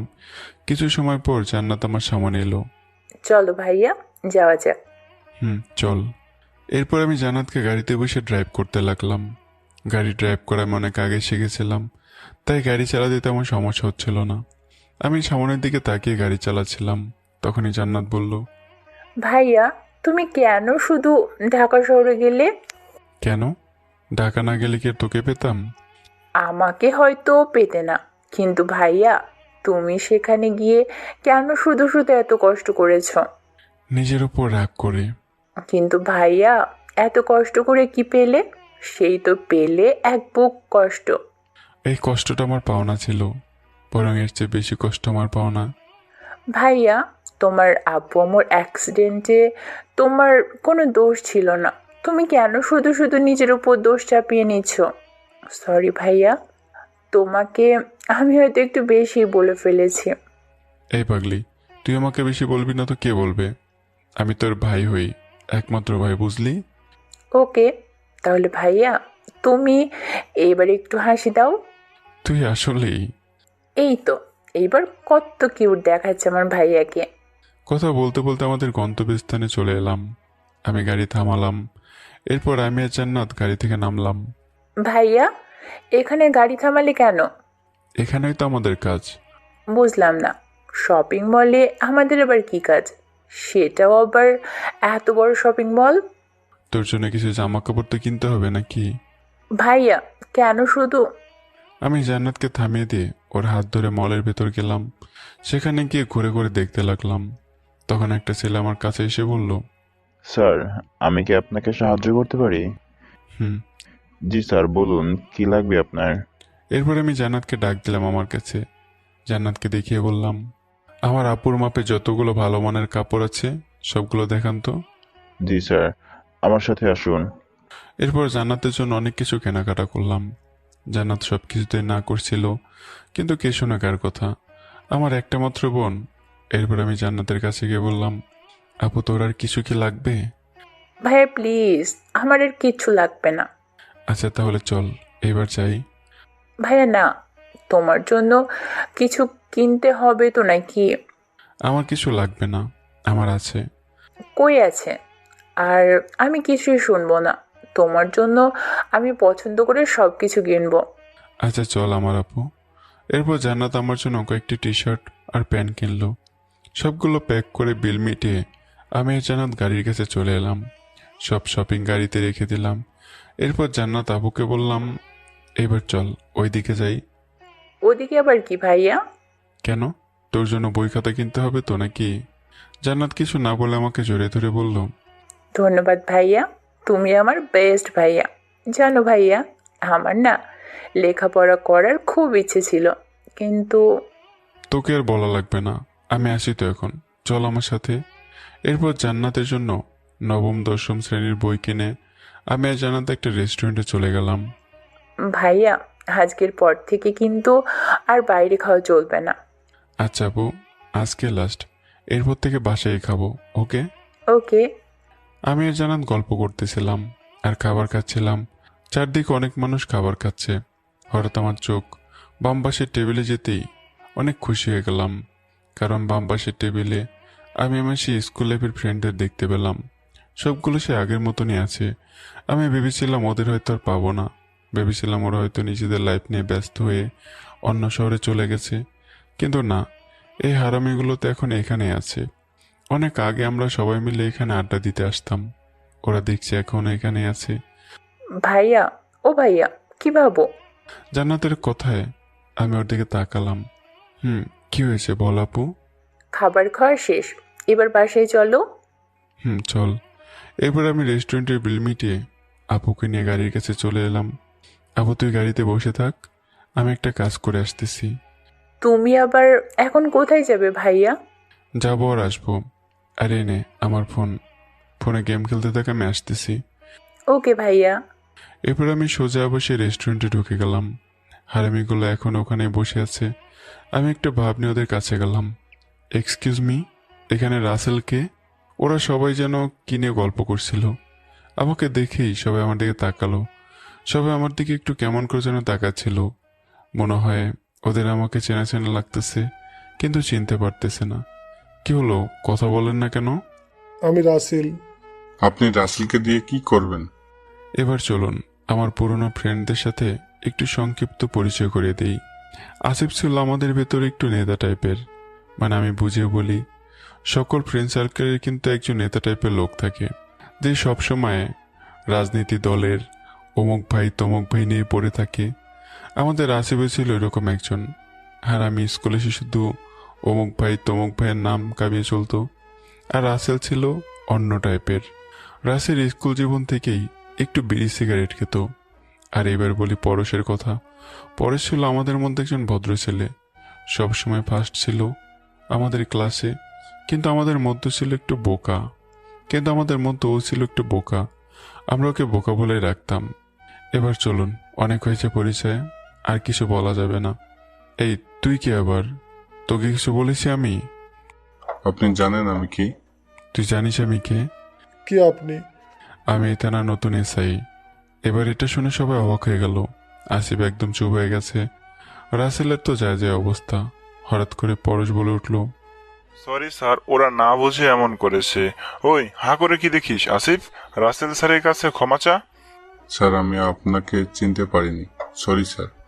হ্যাঁ কিন্তু স্যার, রাসেল কি করেছে? আপনি ওকে খুঁজতেছেন কেন? এবার আমি রাসেলের ঘাড়ে হাত দিয়ে বললাম, মিস্টার রাসেল সে গাঞ্জা সাপ্লাই করে, এমন খবর আছে আমার কাছে। আমি এটা বলার পরে দেখি রাসেল কাঁপতে শুরু করেছে। স্যার বিশ্বাস করেন, আমি গাঁজা তো চিনি না, শুধু মাঝে মাঝে একটু সিগারেট খাই। আল্লাহর কসম স্যার, আমি এগুলো করি না। ভয়ে কাঁপতে কাঁপতে বলল, সেটা থানায় গেলেই বুঝতে পারবি। আমি সবার চোখের দিকে তাকিয়ে দেখি সবাই ভয় পেয়ে আছে, কেউ কোনো কথা বলছে না। রাসেল তো মনে হয় এবার কেঁদে দেবে। আমি আর থাকতে না পেরে খুব জোরে জোরে হাসতে লাগলাম। সবাই আমার দিকে অবাক চোখে তাকিয়ে আছে। স্যার আপনি এমন করে হাসতেছেন কেন? তো কি করব? স্যার আমার বন্ধু সত্যি বলেছে, বিশ্বাস করুন। এ হারামি, আমি কোনো পুলিশ না, আমি তোদের শ্রাবণ। সবাই চুপ হয়ে গেল। এক পলক আমার দিকে তাকিয়ে থেকেই সবগুলো এক এক করে আমাকে জড়িয়ে ধরল। আমার তো প্রায় প্রাণ যায় যায় অবস্থা। এই তোরা আমাকে ছাড়, আমি মরে গেলাম। না, তোকে আজকে কোনো ছাড়াছাড়ি নেই, ছেড়ে দিলে তুই আবারও চলে যাবি। সরি প্লিজ ছেড়ে দে। এরপর ওরা আমাকে ছেড়ে দিল। ওহ, এবার ভালো লাগতেছে। ওই তুই এত দিন কোথায় ছিলি? আরে মামা, সে অনেক কথা। তো আমরা তো সেই কথা শুনতে যাচ্ছি। পরে একদিন বলবো, এখন বলতে গেলে সকাল হয়ে যাবে। শালা তুই তো আমাদের ভয়ই পাইয়ে দিয়েছিলি। মামা, আওয়াজ খুলে বল প্লিজ, কোথায় ছিলি এতদিন, কি করেছিস? আর তুই পুলিশেই বা হলি কি হবে? আরে আমি কোনো পুলিশ না, আমি তো এমনিতে মজা করার জন্য বললাম। তাহলে পুলিশের কার্ড পেলি কই? আরে ওটা তো এটিএম কার্ড। এটা বলার সাথে সাথেই তিনজনে মিলে আমাকে ওরা ধরা দিল। আমার চুল এলোমেলো করে দিয়েছে একেবারে। শালা, তোর মজার গুষ্টি কিলাই, তোর জন্য জানিস কি ভয় পেয়ে গিয়েছিলাম। মামা, তুই দেখি এখনো সেই ভিতর ডিমি রয়ে গেছিস। শুধু আমি কেন, আমাদের নেতাও তো ভয় পেয়ে গেছে, তার কি হবে? আজব, পুলিশের কথা শুনলে যে কেউ ভয় পেয়ে যাবে। হয়েছে, আর বলা লাগবে না, আমি জানি। এখন থেকে কি এখানে থাকবি, নাকি আবার উধাও হয়ে যাবি? এখানেই থাকবো চিরকালের জন্য। তাহলে তো ভালোই হবে। হ্যাঁ, তোদের কি অবস্থা? এখন কি করিস? আমি বর্তমানে একটা কলেজের টিচার, নতুন চাকরি নিয়েছি। আর সেই কলেজের ভিপি হচ্ছে আমাদের নেতা আসিফ। বাহ, ভালো হয়েছে। আর রাসেলের কি খবর? আমি একটা প্রাইভেট কোম্পানিতে আছি। তাহলে তো তোরা খুব ভালোই আছিস সবাই। আর তুই, তোর কি অবস্থা? আরে ও আবার কি করবে, নিশ্চয়ই আঙ্কেলের কোম্পানি সামলাবে। সেটাই। ভাই তোকে দেখতে তো সেই লাগতেছে, আগের থেকে অনেক হ্যান্ডসাম হয়েছিস, তবে আগের মতো ফাজলামি করতে কিন্তু একদমই ভুলিস নাই। দেখ তো কয়টা বাজে? আরে বেশি বাজে না, মাত্র 10টা বাজে। কি 10টা? আমাকে এখন যেতে হবে। এত তাড়াতাড়ি? আজ কয়েক বছর পর দেখা হলো, আর তুই এখনই চলে যাবি? মামা একটু কাজ আছে, বাসায় যেতে হবে। কালকে দেখা করি, অনেক রাত পর্যন্ত আড্ডা দেব। আর তোর মোবাইল নাম্বার দিয়ে যা। এরপর মোবাইল নাম্বার দিলাম। এই সকলে একসাথে দাঁড়া, একটা সেলফি তুলি, অনেকদিন পরে হারামিকে পেয়েছি। ওকে। আমি ওদের কাছ থেকে চলে এলাম। এসে দেখি জান্নাত গাড়ির ভিতরে বসে আছে আর বাইরে তাকে কাকে যেন খুঁজতেছে। আমি এর সামনে আসার সাথে সাথে ও গাড়ি থেকে নেমে আমাকে জড়িয়ে তুললো আর কান্না করতে লাগলো। আমি ওকে শান্ত করে বললাম, আরে কি হয়ে আপু, কান্না করতেছিস কেন? ভাইয়া, আমার খুব ভয় করতেছিল। একে তো নতুন শহর, কাউকে চিনি না, আবার অনেক ফাঁকা। সরি আপু, এই যে মাপ চাচ্ছি, আর কখন এমন হবে না। সত্যি তো? আমাকে সিঁড়িতে আমার চোখের দিকে তাকালো। হ্যাঁ সত্যি আপু, এবার গাড়িতে ওঠ, বাসায় যাই চল। চলো। আর এই যে তোমার মোবাইল।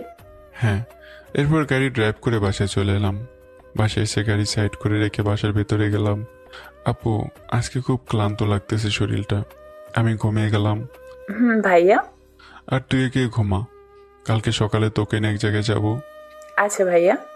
এরপর বিছানায় গিয়ে শুয়ে পড়লাম। ভাবতে লাগলাম কত হ্যাপি লাইফ ছিল আমার, আর এই সব কিছু রেখে আমি কেন ঢাকায় গেলাম, আর কি পেলাম ঢাকা গিয়ে। এইগুলো ভাবতে ভাবতে কখন যে ঘুমিয়ে গেছি মনেই নেই। সকালবেলা শান্তিতে ঘুমিয়েছিলাম, হঠাৎ মিষ্টি একটা কণ্ঠস্বরে আমার ঘুম ভাঙলো। আমি জানি এটা আমার আপু ছাড়া আর কেউ না। আমি চোখ খুলে দেখি আপু কফি হাতে নিয়ে দাঁড়িয়ে আছে। ভাইয়া গুড মর্নিং। গুড মর্নিং আমার সুইট আপু। ভাইয়া, আমি কফি এই যে তোমার টেবিলের উপর রেখে যাচ্ছি, ফ্রেশ হয়ে খেয়ে নিও। তুই আবার এখন কোথায় যাবি? কেন রান্না করা লাগবে না? তোর রান্না করা লাগবে না, আমি ফোন করে এক্ষুনি। কোনো দরকার নেই, আমি রান্না করতে পারি, আর রান্না প্রায় শেষ। আজকে রান্না করছিস ভালো কথা, কাল থেকে কাজের আন্টি এসে রান্না করে দিয়ে যাবে। ভাইয়া। এটাই আমার শেষ কথা। এরপর জান্নাত মুখ ফুলে চলে গেল। আমি জানি জান্নাতের জীবন অনেক কষ্ট সহ্য করেছে, তাই আমি চাই না আমার আপু আমার চোখের সামনে কাজ করুক। আমি এগুলো নিয়ে চিন্তা না করে ফ্রেশ হতে চলে গেলাম। ফ্রেশ হয়ে এসে কফি খেতে লাগলাম। অপরদিকে আদিবার পুরো বাসা সাজানো হয়েছে, অনেক লাইটিং করা হয়েছে, খুব সুন্দর করে সাজানো হয়েছে প্রত্যেকটা রুম। সুন্দর করে সাজানোরই কথা, কারণ এই শহরের বড় একজন ব্যবসায়ীর একমাত্র মেয়ের বিয়ে বলে কথা। সবাই খুব খুশি, সকলের মনে যেন বিয়ের ভাব লেগে আছে, কিন্তু আদিবা যেন কিছুতেই খুশি হতে পারতেছে না। ওর মনে হচ্ছে কিছু একটা ওর নেই। আদিবা তার নিজের রুমে এসে এগুলো ভাবছিল। বাইরে অনেক হইচই হচ্ছে, অনেক লোকজনের কথাবার্তার শব্দ আর সাউন্ড বক্সের গান। ওর জন্য অসহ্য লাগছিল, তাই চুপচাপ নিজের রুমে বসে আছে। শ্রাবণ এখন কি করতেছে? কোথায় ও এখন? আজ 2 দিন হলো ওকে দেখি না। আগে তো আমাকে 1 মিনিট না দেখে থাকতে পারতো না, আর ও আসবেই বা কেন? ওকে তো আমি আমার সামনে আসতে না করেছি, কেন যে ওই দিন ওকে বকতে গিয়েছিলাম। শ্রাবণ কোথায় আছে, কি খাবার খাইতেছে কিছুই জানি না। আমি ছাড়া তো আরও দুনিয়ায় কেউ নেই। আমি নিশ্চিত ও সব কিছুতেই অনিয়ম করতেছে। আর মাত্র 2 দিন পর আমার বিয়ে। আমি এখান থেকে চলে গেলে শ্রাবণ কি করবে একা একা? এইটা ভেবে আদিবার বুকটা কেঁপে উঠতেছে। ওর কেমন যেন মনে হচ্ছে ও কিছু একটা হারিয়ে ফেলছে ওর জীবন থেকে, যেটা ও হাজার চাইলেও ফিরে পাবে না। আচ্ছা, শ্রাবণ কেন আমাকে ভালোবাসি কথাটা বলল? আমি তো ওকে কখনো এই চোখে দেখি নাই, শুধু বন্ধু ভেবেছি। শ্রাবণের সাথে কথা বলতে হবে এই বিষয় নিয়ে। বিয়ের দিন তো শ্রাবণ নিশ্চয়ই আমাকে দেখতে আসবে, সেই দিন কথা বলে নিব। আদিবার নিজের রুমে বসে এগুলো ভাবছিল। এদিকে কফি খাওয়া শেষ করে আমি রাফিকে একটা কল দিলাম। কিরে ভাই, কেমন আছিস? ভালোই আছি, কিন্তু তোর কি খবর তাই বল আগে। আমার আবার অবস্থা আছে আগের মতোই। তুই যত তাড়াতাড়ি সম্ভব সিলেট চলে আয়। আর কতদিন এভাবে একা একা ঢাকায় থাকবি? যত তাড়াতাড়ি সম্ভব চলে আসবো। তোর বাসায় সবাই কেমন আছে? আছে ভালোই সবাই, শুধু তোকে একবার দেখতে চাই। খুব তাড়াতাড়ি দেখা হবে সকলের সাথে। এরপর আরও কিছু কথা বলে ফোন রেখে দিলাম। এরপর আমি আরেকটা নাম্বারে কল দিলাম। নাম্বারটা ছিল নাসির আঙ্কেলের। কিছু সময় রিং হওয়ার পর কল রিসিভ করলো। হ্যালো স্যার, বলুন। অফিসে মোট কতজন স্টাফ আছে? 38 জন স্যার, আর 2 জন পিয়ন। হ্যাঁ, সবাইকে একটা কথা জানিয়ে দিন। কি কথা স্যার, বলুন। আমি কালকে অফিসে জয়েন করব, তাই সকলে যেন সময় মতো অফিসে চলে আসে। Okay sir. এরপর ফোন রেখে দিলাম। জান্নাত নিচ থেকে ডাকাডাকি করতেছে, তাই আমি নিচে চলে এলাম। নিচে এসে দেখি জান্নাত আপু খাবার বেড়ে নিয়ে বসে আছে। আপু, এত তাড়াতাড়ি রান্না শেষ? আর তুই এত কিছু রান্না করতে পারিস? পারি। তুমি কথা না বলে খেয়ে বলো তো কেমন হয়েছে। তুইও বসে পড়। এরপর দুজন একসাথে খেতে লাগলাম। অসাধারণ হয়েছে, একদম ফাটিয়ে দিয়েছিস। ধন্যবাদ ভাইয়া। হ্যাঁ। আচ্ছা ভাইয়া, তুমি কাল রাতে বলেছিলে সকালে আমাকে নিয়ে কোথাও যাবে। কোথায় যাব আমরা? তোকে নিয়ে স্কুলে যাব। স্কুলে ভর্তি করতে হবে না? ভাইয়া। এরপর সকালের খাবার শেষ করে আমি আমার রুমে চলে এলাম আর জান্নাতকে রেডি হতে বললাম। ওকে নিয়ে স্কুলে গিয়ে ভর্তি করিয়ে দিয়ে আসবো। রেডি হয়ে বসে থাকলাম। হঠাৎ করে মোবাইলের দিকে চোখ চলে গেল আর আদিবের কথা আবারও মনে পড়ে গেল, কারণ মোবাইলের ওয়ালপেপারে যে আদিবের ছবি দেওয়া। ভাবতে লাগলাম কতই না সুন্দর ছিল আমাদের জীবন। দুজনে কলেজে যেতাম, সারাদিন আড্ডা দিতাম, মাঝে মাঝে ঘুরতে যেতাম, আবার কখনো কখনো আদিবার আবদার রাখতে গিয়ে কলেজ ফাঁকি দিয়ে সিনেমা হল। আদিবার এক টুকরো হাসি দেখার জন্য জীবনে কত কিছু না করেছি। জীবনটা কি অদ্ভুত। আজ আমার সব কিছুই আছে, শুধু সেই মানুষটাই নেই।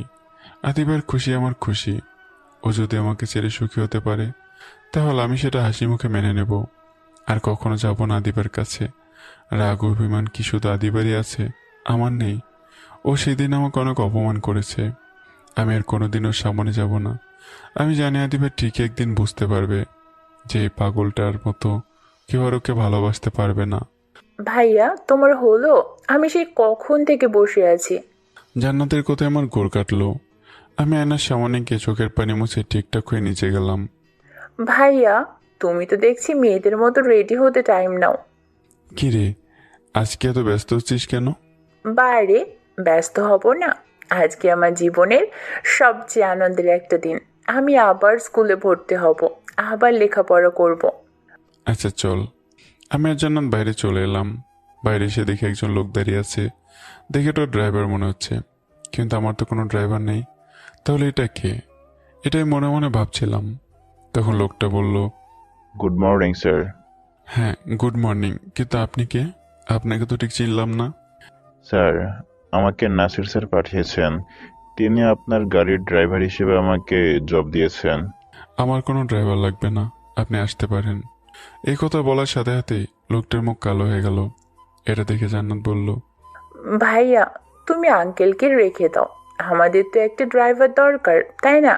মনে করো তুমি কোনো কাজে বাইরে গেলে, তখন যদি আমার কোথাও যাওয়া লাগে, তখন কে গাড়ি চালাবে? সেটা তো আমি ভাবিনি। আচ্ছা, এনেন চাবি, গাড়ি বের করুন। এটা শোনার পরেই লোকটার মুখে হাসি ফুটে উঠল।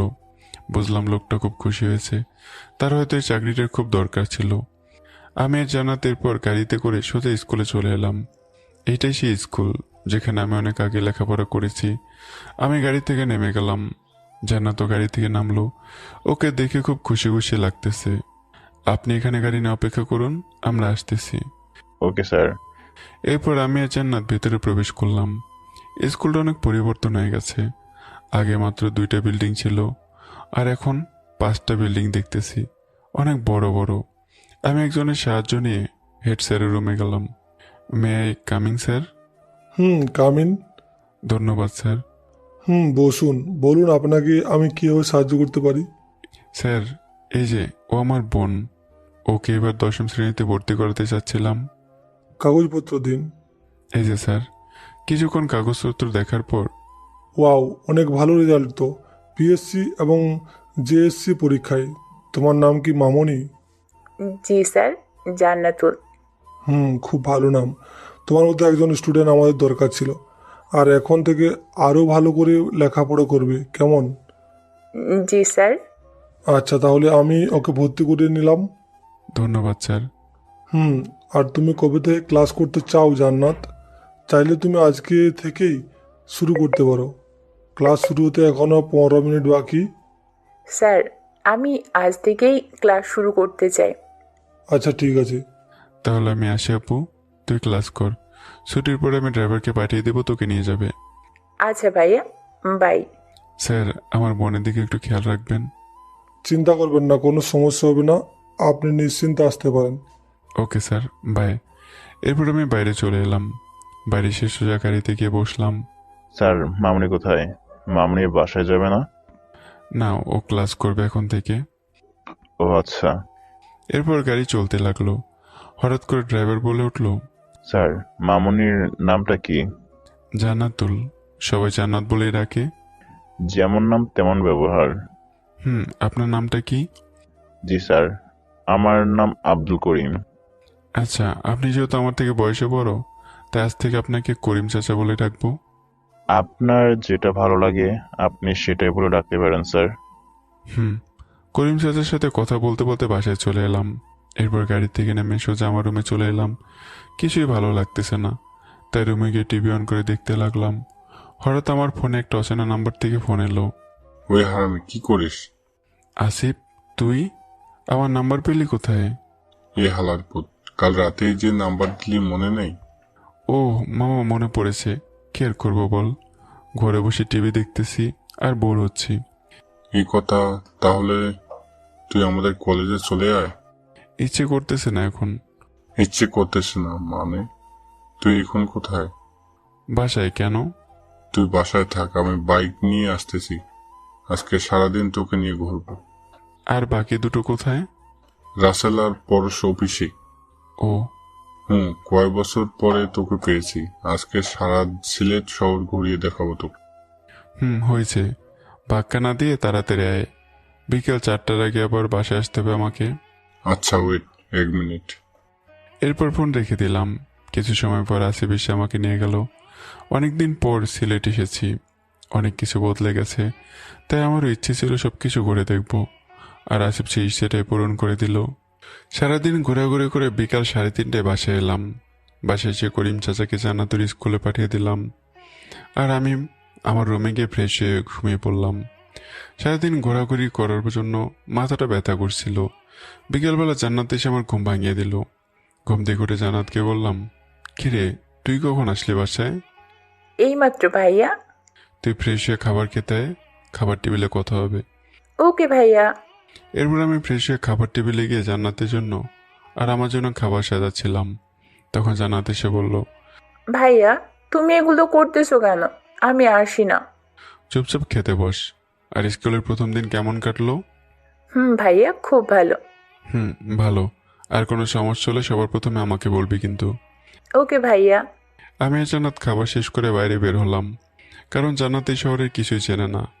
আর তাছাড়া জান্নাতে তো অনেকদিন কোথাও ঘুরতেও যায় না, তাই আমি ওকে নিয়ে ঘুরতে বের হলাম। সাথে ড্রাইভার চাচাও ছিল। সন্ধ্যা পর্যন্ত জান্নাতকে নিয়ে ঘুরলাম। জান্নাত যে আজকে অনেক খুশি সেটা ওকে দেখে বোঝা যাচ্ছে। আমি মোবাইলে তাকিয়ে দেখি সন্ধ্যা 7টা বেজে গেছে প্রায়।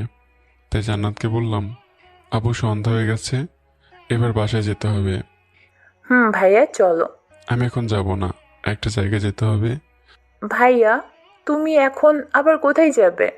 অনেকদিন হলো বন্ধুদের সাথে ঠিকভাবে আড্ডা দেওয়া হয় না, তাই ভাবতেছি আজকে একটু সকলের সাথে কি আড্ডা দিই। বুঝলাম, কিন্তু বেশি রাত করবে না, তাড়াতাড়ি বাসায় আসবে কিন্তু। আর কোনো সমস্যা হলে আমাকে ফোন করিস। তখনই মনে পড়লো জান্নাতের তো কোনো মোবাইল নেই, তাই আর বেশি কথা বললাম না। চাচা, জান্নাতের কোনো সমস্যা হলে আমাকে ফোন দিন তো। Okay sir. আরে চাচা, স্যার বলা লাগবে না, আপনি আমাকে অন্য কিছু বলে ডাকেন কেমন? আচ্ছা বাবা। এবার ঠিক আছে।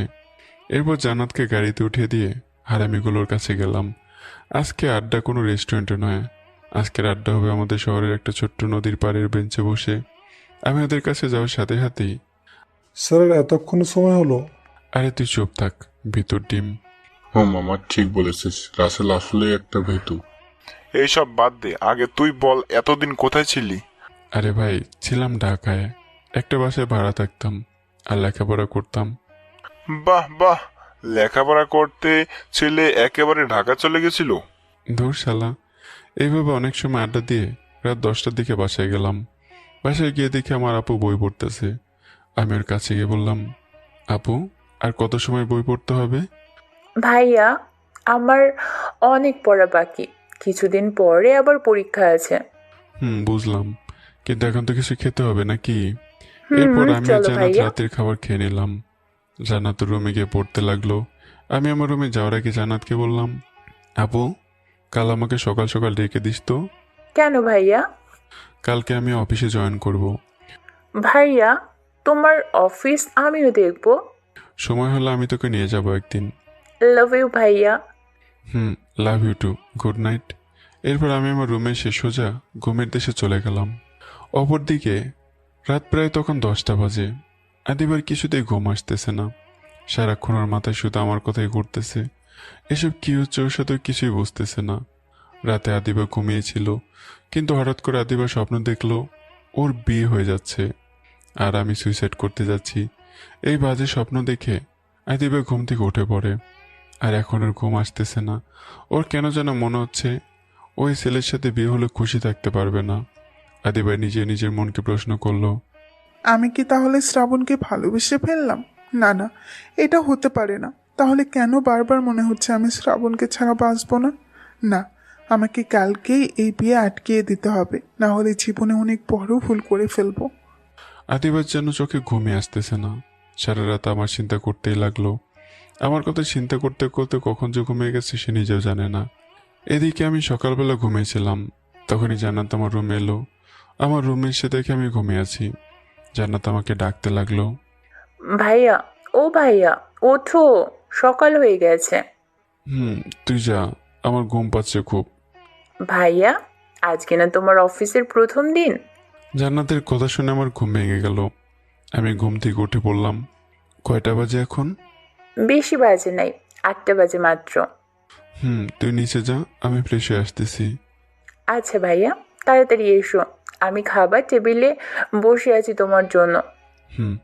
এরপর আমি ফ্রেশ হতে চলে গেলাম। ফ্রেশ হয়ে এসে একটা জিন্সের প্যান্ট এবং কালো রঙের একটা শার্ট ম্যাচিং করে পরে নিলাম। এরপর রুম থেকে বেরিয়ে সোজা খাবার টেবিলে বসে পড়লাম। ভাইয়া, তোমাকে তো আজকে পুরাই নায়কের মতো লাগতেছে। হ্যাঁ আল্লাহ, মেয়ে বলে কি? সত্যি বলতেছি ভাইয়া। আর পাকনা কথা না বলে চুপচাপ খেয়ে নিন, আমাদের এক্ষুনি বের হতে হবে। ওকে ভাইয়া। এবার আমি আর জান্নাত খাবার খেয়ে গাড়ি নিয়ে বেরিয়ে গেলাম। জান্নাতকে ওর স্কুলে নামিয়ে দিয়ে আমি আমার অফিসের উদ্দেশ্যে রওনা দিলাম। আজ অনেকদিন পর সেই চিরচেনা অফিসের সামনে চলে এলাম। ছোটবেলা অনেকবার এসেছি এখানে আব্বুর সাথে, এখন খুব মিস করি সেই দিনগুলো। আমি গাড়ি থেকে নামার সাথে সাথেই নাসির আঙ্কেল চলে এলেন। স্যার, আসতে কোনো অসুবিধা হয়নি তো? না। ওকে স্যার, ভিতরে চলুন, সবাই আপনার জন্য অপেক্ষা করতেছে। চলুন। এরপর আমি অফিসের ভিতরে পা রাখলাম। আগে বলে রাখি, অফিসটা মোট 3 তলার। আমি ভেতরে প্রবেশ করে দেখি অনেক লোক হাতে ফুল নিয়ে দাঁড়িয়ে আছে। সবাই তো আমাকে শুভেচ্ছা জানানোর জন্য ফুল এনেছে। এক পলকে সবাইকে একবার দেখে নিলাম। রাফি এখানে আছে। রাফি শুধু চোখ বড় বড় করে আমার দিকে তাকিয়ে আছে। আমার খুব হাসি পাচ্ছে, কিন্তু নিজেকে সামলে নিলাম।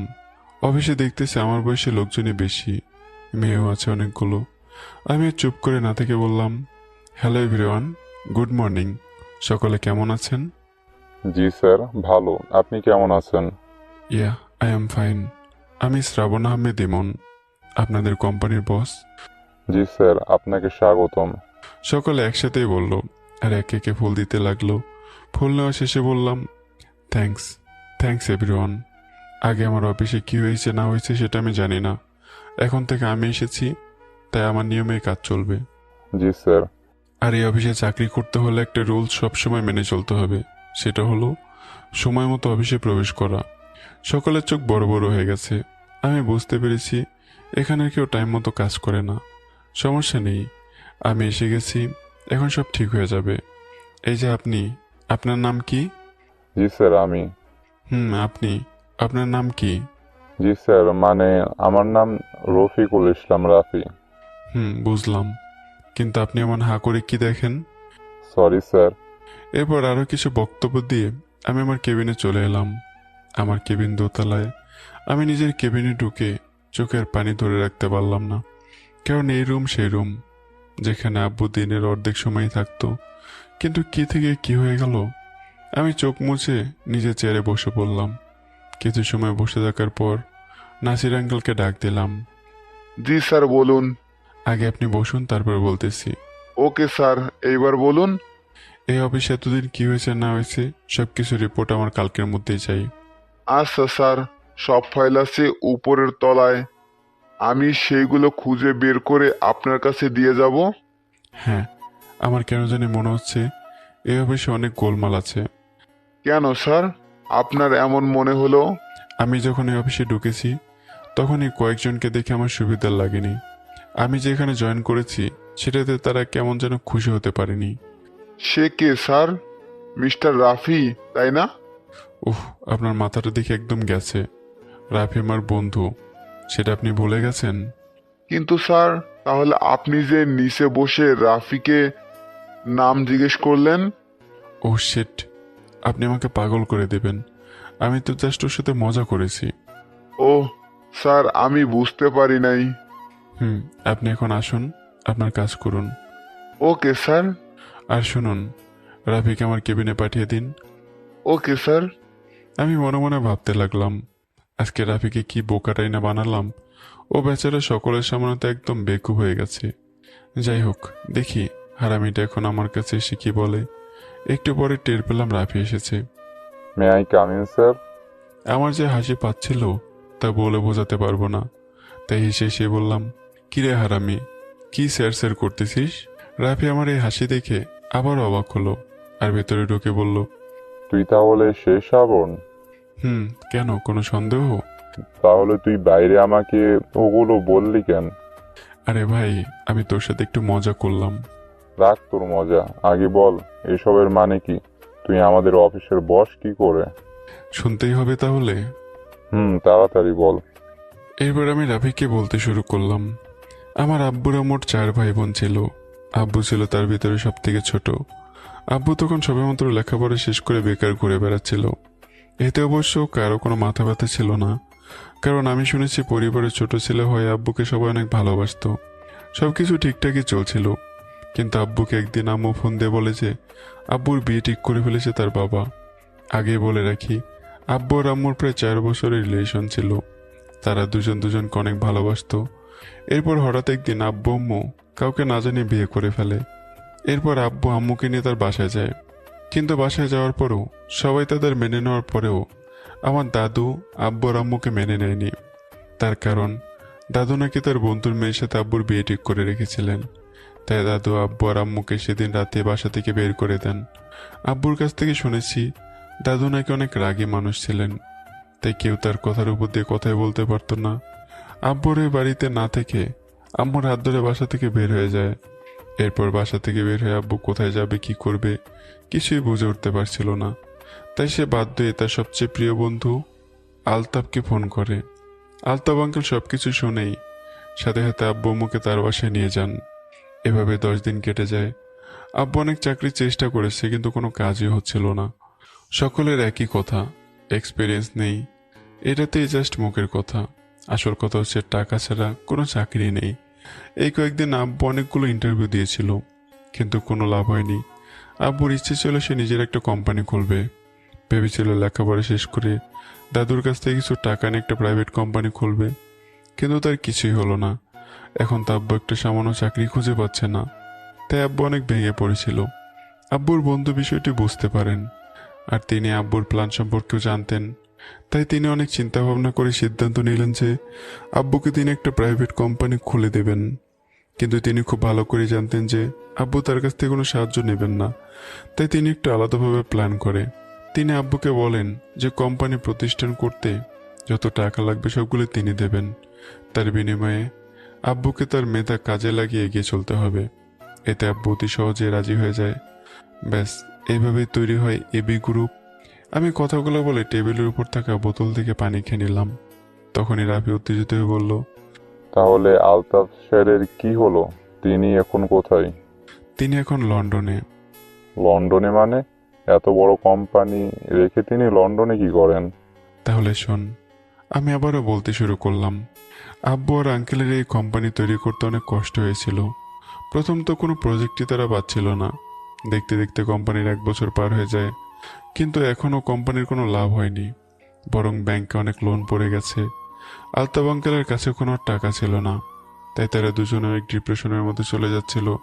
কিন্তু হঠাৎ একদিন অনলাইনে তারা একটা প্রজেক্ট পেল, যে প্রজেক্ট দেখে তাদের মাথা ঘুরে পড়ার অবস্থা।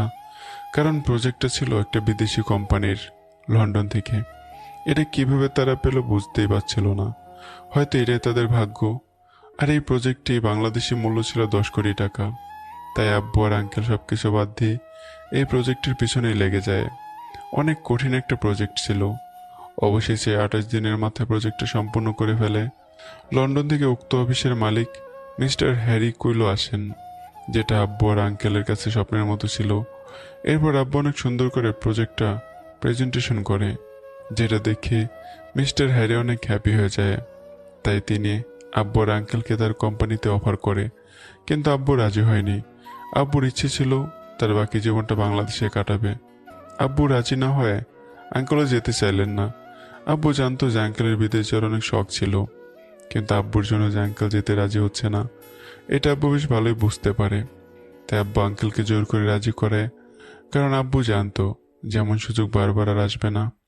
এরপর আলতাফ স্যার লন্ডনে চলে যায়। হ্যাঁ, এখন আলতাফ স্যার কেমন আছেন? তিনি অনেক ভালো আছেন। আমার সাথে মাঝে মাঝে ভিডিও কলে কথা হয়। তিনি আব্বুর কথা বলে শুধুই কান্না করে। ভাই, কিছু মনে না করলে একটা কথা বলি। বল। তোর আব্বু আম্মুর অ্যাক্সিডেন্ট হলো কিভাবে? এই আমাকে দেখতে পাচ্ছিস, এই আমার জন্য আব্বু আর আম্মু আমার কাছে নেই। ভাই, মাথা ঠান্ডা করে আগে বল। এরপর আমি বলতে শুরু করলাম। আলতাফ আঙ্কেল চলে যাওয়ার পরেই আব্বু একা অফিস সামলাতে লাগে। এই প্রজেক্টের পরেই সবাই এবি গ্রুপ কোম্পানি চেনে ফেলে এবং দেশের অনেক নামি দামি কোম্পানি থেকে এই প্রজেক্ট আসতে শুরু করে। আব্বু সেগুলো সৎভাবেই করতে থাকে। দেখতে দেখতে অনেকগুলো বছর কেটে যায়। আমি তখন 10ম শ্রেণীতে পড়ি। আম্মুর কাছ থেকে সব কিছু শুনেছি। আমার কেন কোনো মামা বাড়ি নেই, কেন নিজের কোনো চাচু নেই।